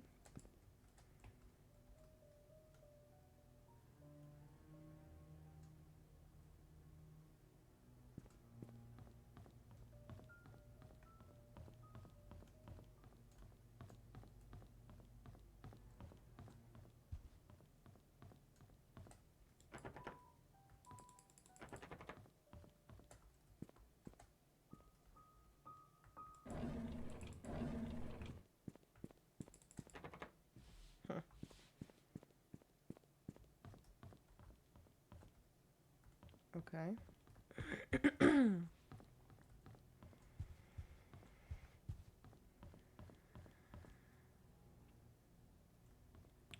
I could go there, but it will be like another place. I mean, another code, right? That I don't have.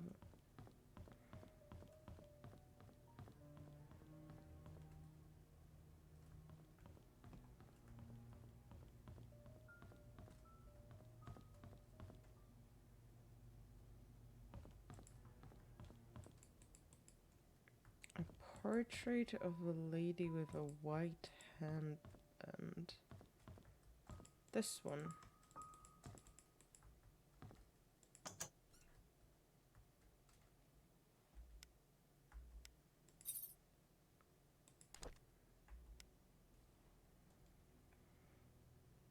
Tricia's birthday. When was she born?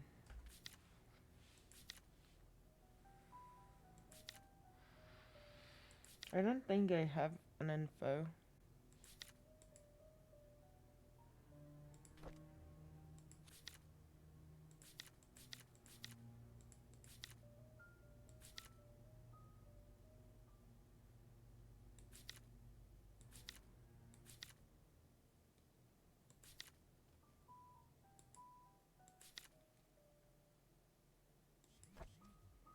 Hmm.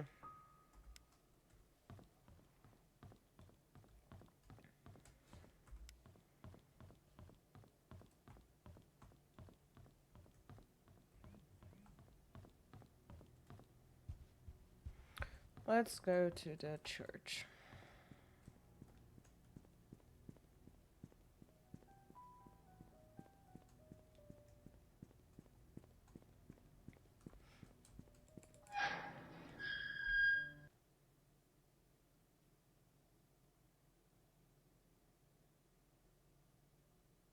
There was in a journal. There was like a.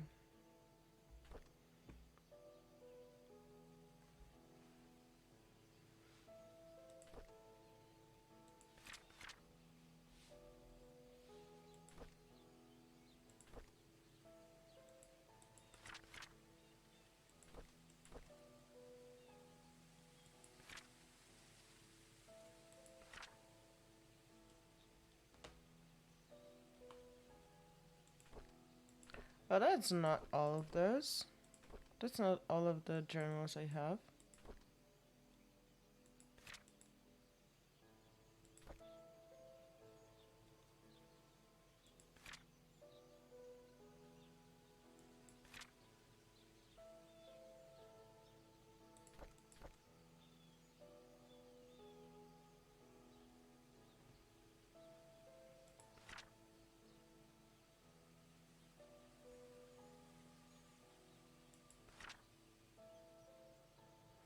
Where's the diary with the date? Oh, wait. I have 1990. Oh, there. Okay.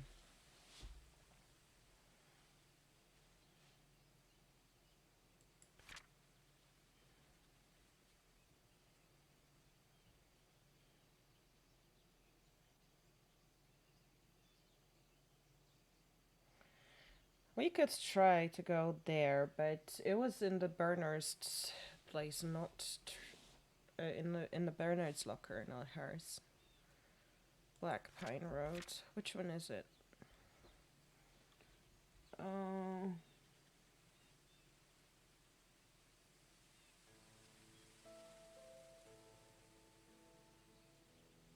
There's no Maple Road.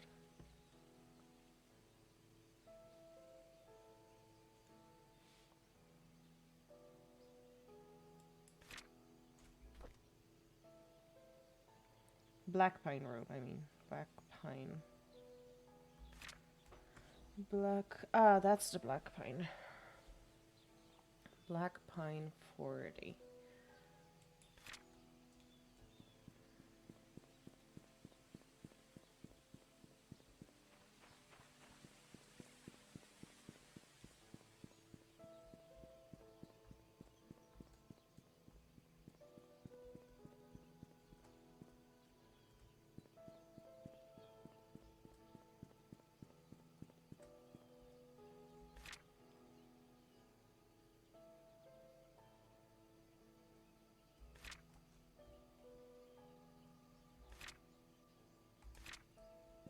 Okay, so that's Black Pine.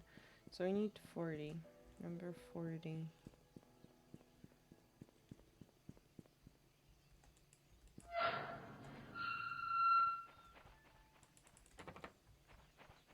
Was it always open? Or only now?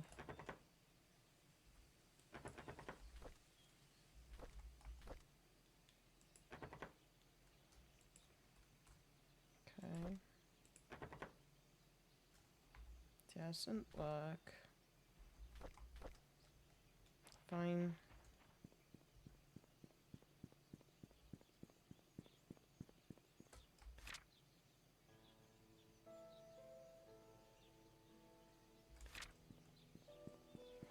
I want to go to the church.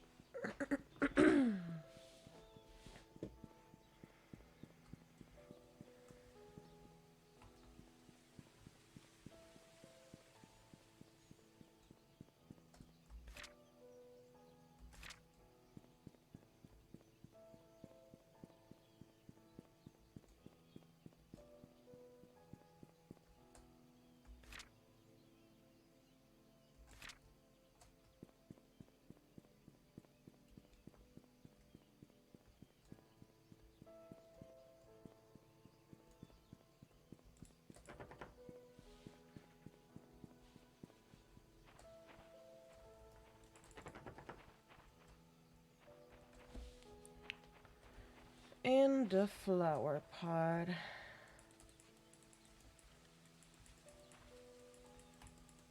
Or not in, under, I think, right? But I can't touch any of these.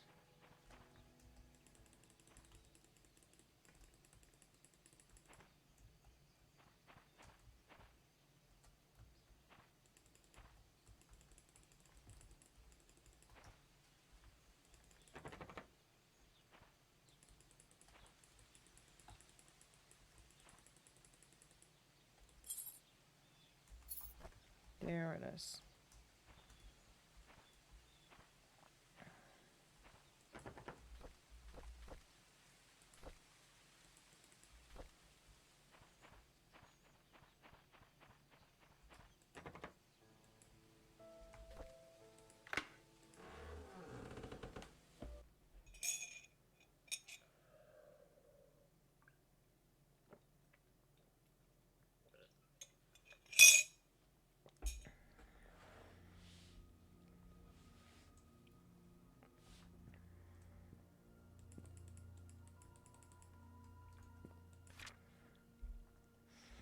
Church will be closed for the funeral of Andrew Reed.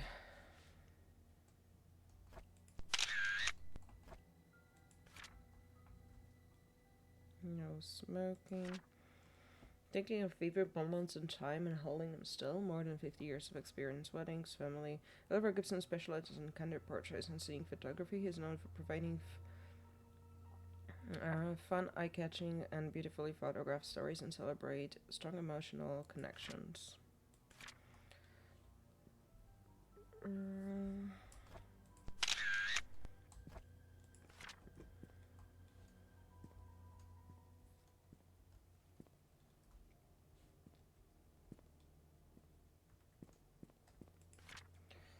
Mansion worker Andrew Reed's charred body found in his burnt home. Body covered with third-degree burns. At around 11:25 p.m. last night, a fire broke out on 7 Black Pine Reed, Painscreek. Andrew Reed, the owner of the house, was found deceased with third-degree burns from head to toe. He was seated on the couch in the living room next to the fireplace when the fire likely started. The cause of fire has not yet been determined, but the sight of alcoholic bottles on the floor suggests that the carpet may have been soaked and helped increase whatever set the incident off. According to possible witnesses, Andrew was seen drunk last night when he was leaving Anne's Courtyard Inns and Suits. Police found bottles of empty vodka in the living room next to the fireplace. No foul play is detected at this moment. Andrew Reed, a gardener and handyman for the Roberts family for more than 2 decades, has a wife and a son who currently something.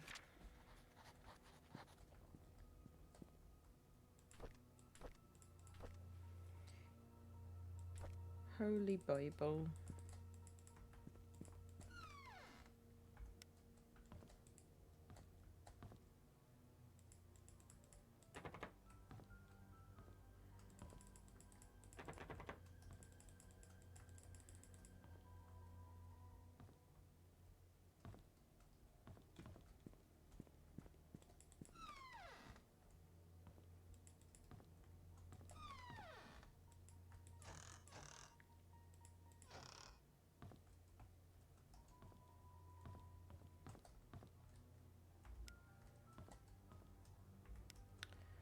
Actually.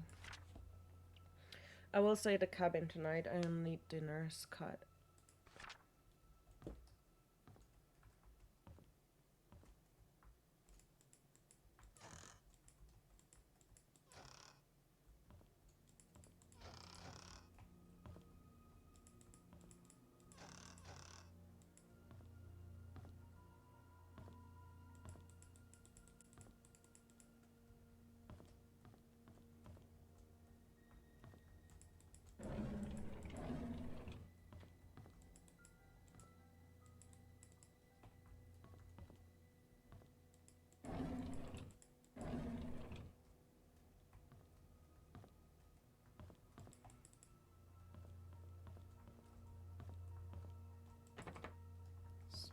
Storage.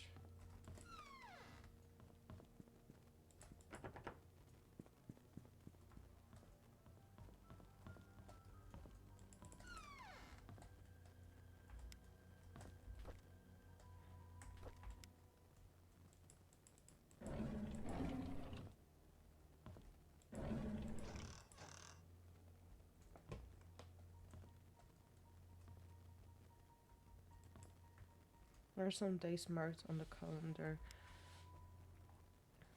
Meeting Trisha.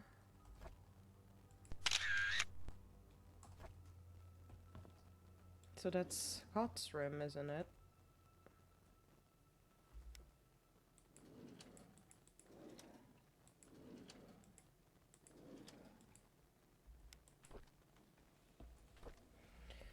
Saturday, April 6, 1985. Father Matthew picked me up from the orphanage today. He said I will be staying with him for now, and I can call him Dad if that's okay with me. On Monday, he will bring me to sign something. He says that after the signing, my name is not just Scott, but Scott Brooks. I'm so glad I have a home. Friday, May 3rd, 1985. Father Matthew brought me to the attic today. There are so many wooden toys, and he made them all himself. He asked me to choose one that I liked. I chose the toy plane. It looked so cool. He says he can teach me carpentry when I'm a bit older. He even made a secret space for me in my room so I can put my special treasures inside. I love Father Matthew. Thursday, June 6, 1985. The older boys are always bullying me. They called me a bastard child and a weirdo. They said that's why my own parents didn't want me. What does bastard mean?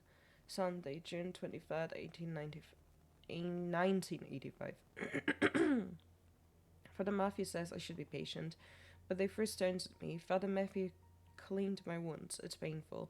Father Matthew told me to forgive and forget. He said they don't know what they're doing. I like Father Matthew, but I hate the boys. Friday, July 12, 1985. Tricia defended me today. The boys walked away when she said her dad is going to catch them and put them in jail. I wanted to be like Tricia's father. I want to be the next Charles Roberts. That way no one will ever bully me. Sunday, September 15th, 1985. Derek is always there whenever Tricia invites me to play. He's 5 years older than me. He's like her bodyguard or something like that.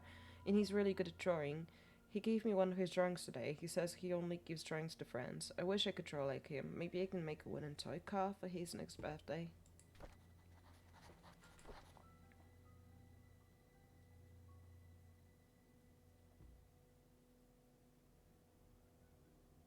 May 3rd.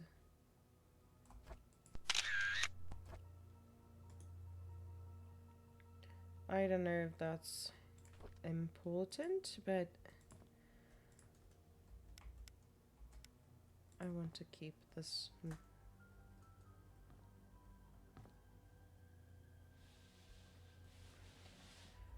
Okay.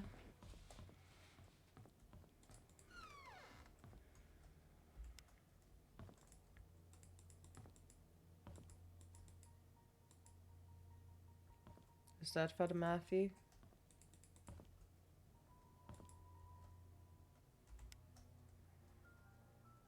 Final court appearance, choir practice, public baptism.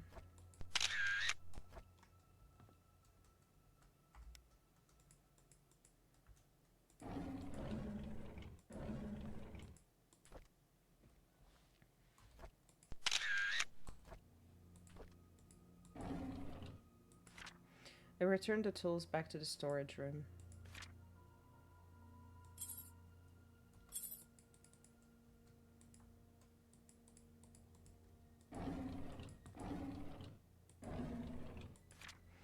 Scott Brooks pleads not guilty to killing ex-mayor's wife, Vivian Roberts. Main murder suspect denies killing former employer. Scott Brooks, the adopted son of Father Matthew Brooks of Painscreek Trinity Church, pled not guilty in court yesterday. According to Scott, he met with Vivian in the woods that night, but went home after the meeting and did not step out of his cabin for days. When he left her, Vivian was still alive. When asked why he met with Vivian, Scott's answer was that they met to discuss about personal matters, and it was only between the two of them. Scott denied further questioning, stating only that he had nothing to do with Vivian's murder, that whoever killed Vivian must have committed the crime after he had left. As to why Scott was at his cabin for days after Vivian was killed, Scott explained that he did not even know that Vivian had been murdered. Staying at the cabin is just something he has always done, and he feels at ease while at home. Scott is currently detained in the county jail. No bail has been set for his release at this point.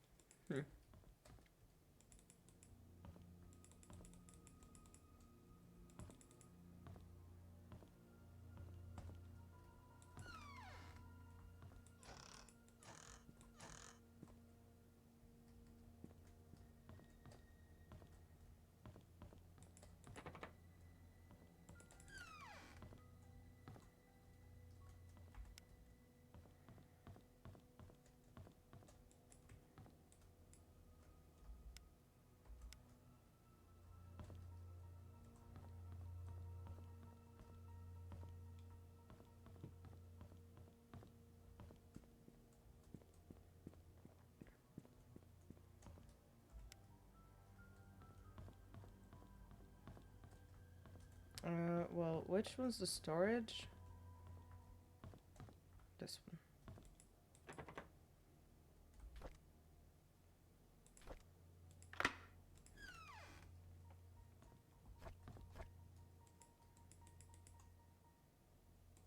Scott's things.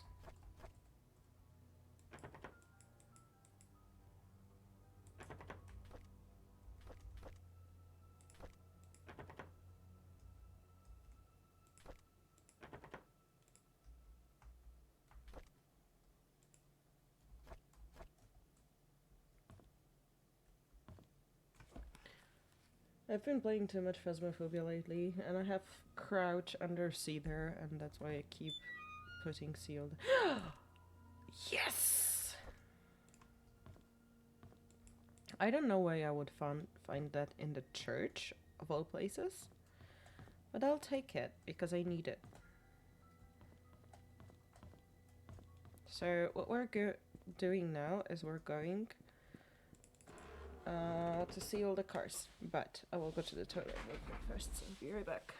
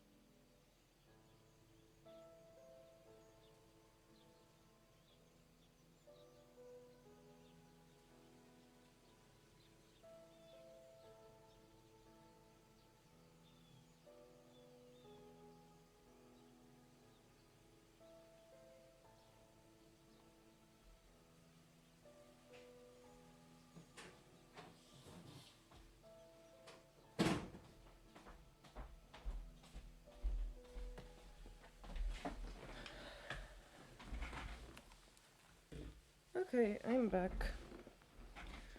Okay, treasure hunt. We need the cars. And there we have one.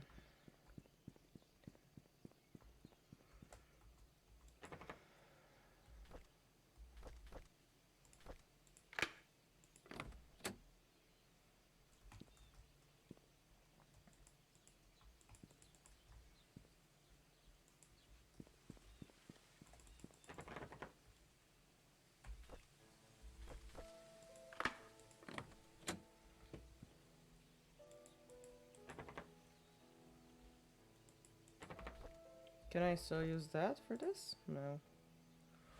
Huh. I need a lockpick, probably. Also, wait a second. Well, that's...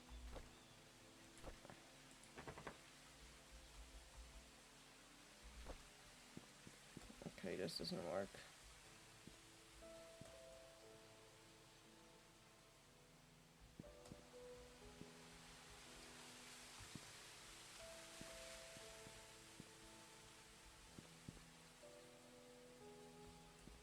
Andrew Reed, yeah. So those are basically everything that had something to do with Robert's family.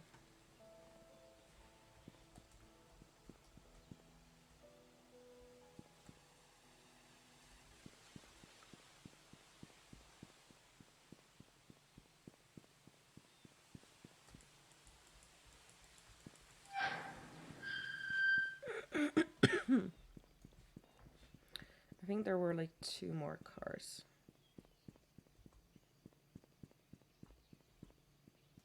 That one was here.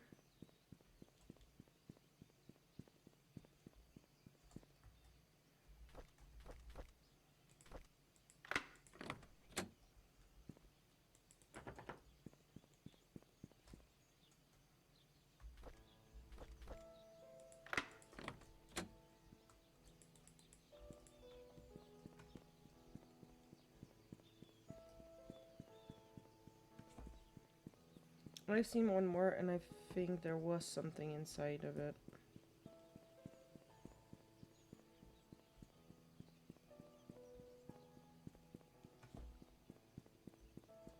Yeah, this one.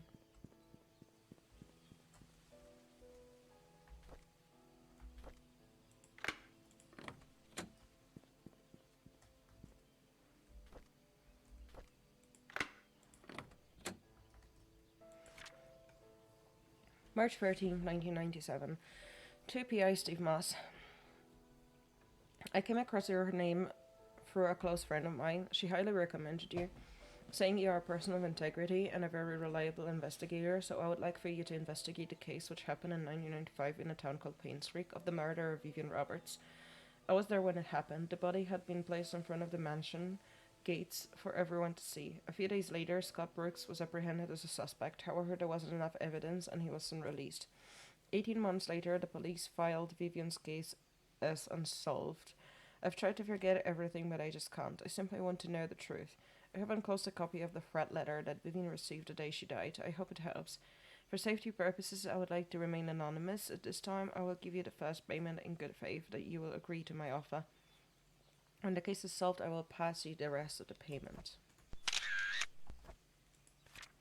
I know what you did. Meet me by the well at midnight. You know which one. Come alone. I've seen the well. There's only one, I think. The investigation progress is slow. I've tried to reach people, but many of them have left Painscreek, and those who still remain are starting to move out. I found some evidence showing that things aren't what they seem. The media didn't have it right. I need to interview some people who worked at the mansion. I've been too wary and haven't reached out yet. Matthew seems to be Scott's legal parent, so won't talk to him yet. I'll have to visit St. Patrick's Orphanage tomorrow. It's a day's drive from here. I know Scott found something there. There's something not quite right with all of this. Vivian married Charles in 1971. After the marriage, she became vice president of the Roberts Mining Company. It went into a slump after the mining accident in 73, but her resilience to not give up led to her rebuilding the company from the ground up. She supported local businesses such as the Painscreek Community Hospital to revitalize the small village. Looks like she was publicly very active. Too active? She was taken to the Painscreek Community Hospital for an emergency operation in 1974. Tricia Roberts was born just before that. Vivian was hospitalized for a few months. She was relying on Dr. Henry Johnson during that period. Security room. Oh! We've got the code for the mansion.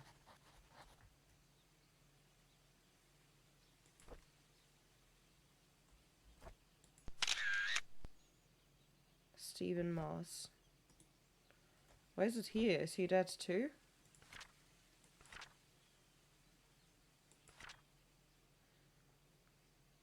The secret lies with her.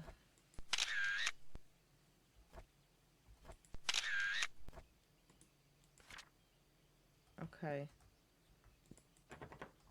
And there is blood.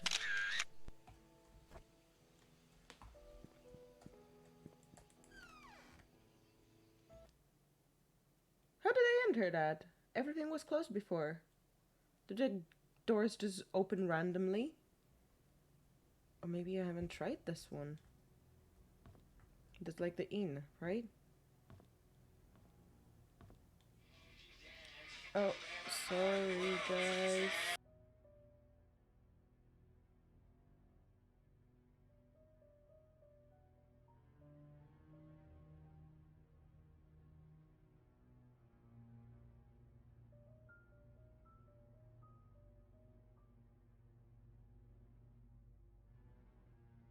Okay, change of plans, guys. We will see to it next time because I really need to go right now. So, emergency situation.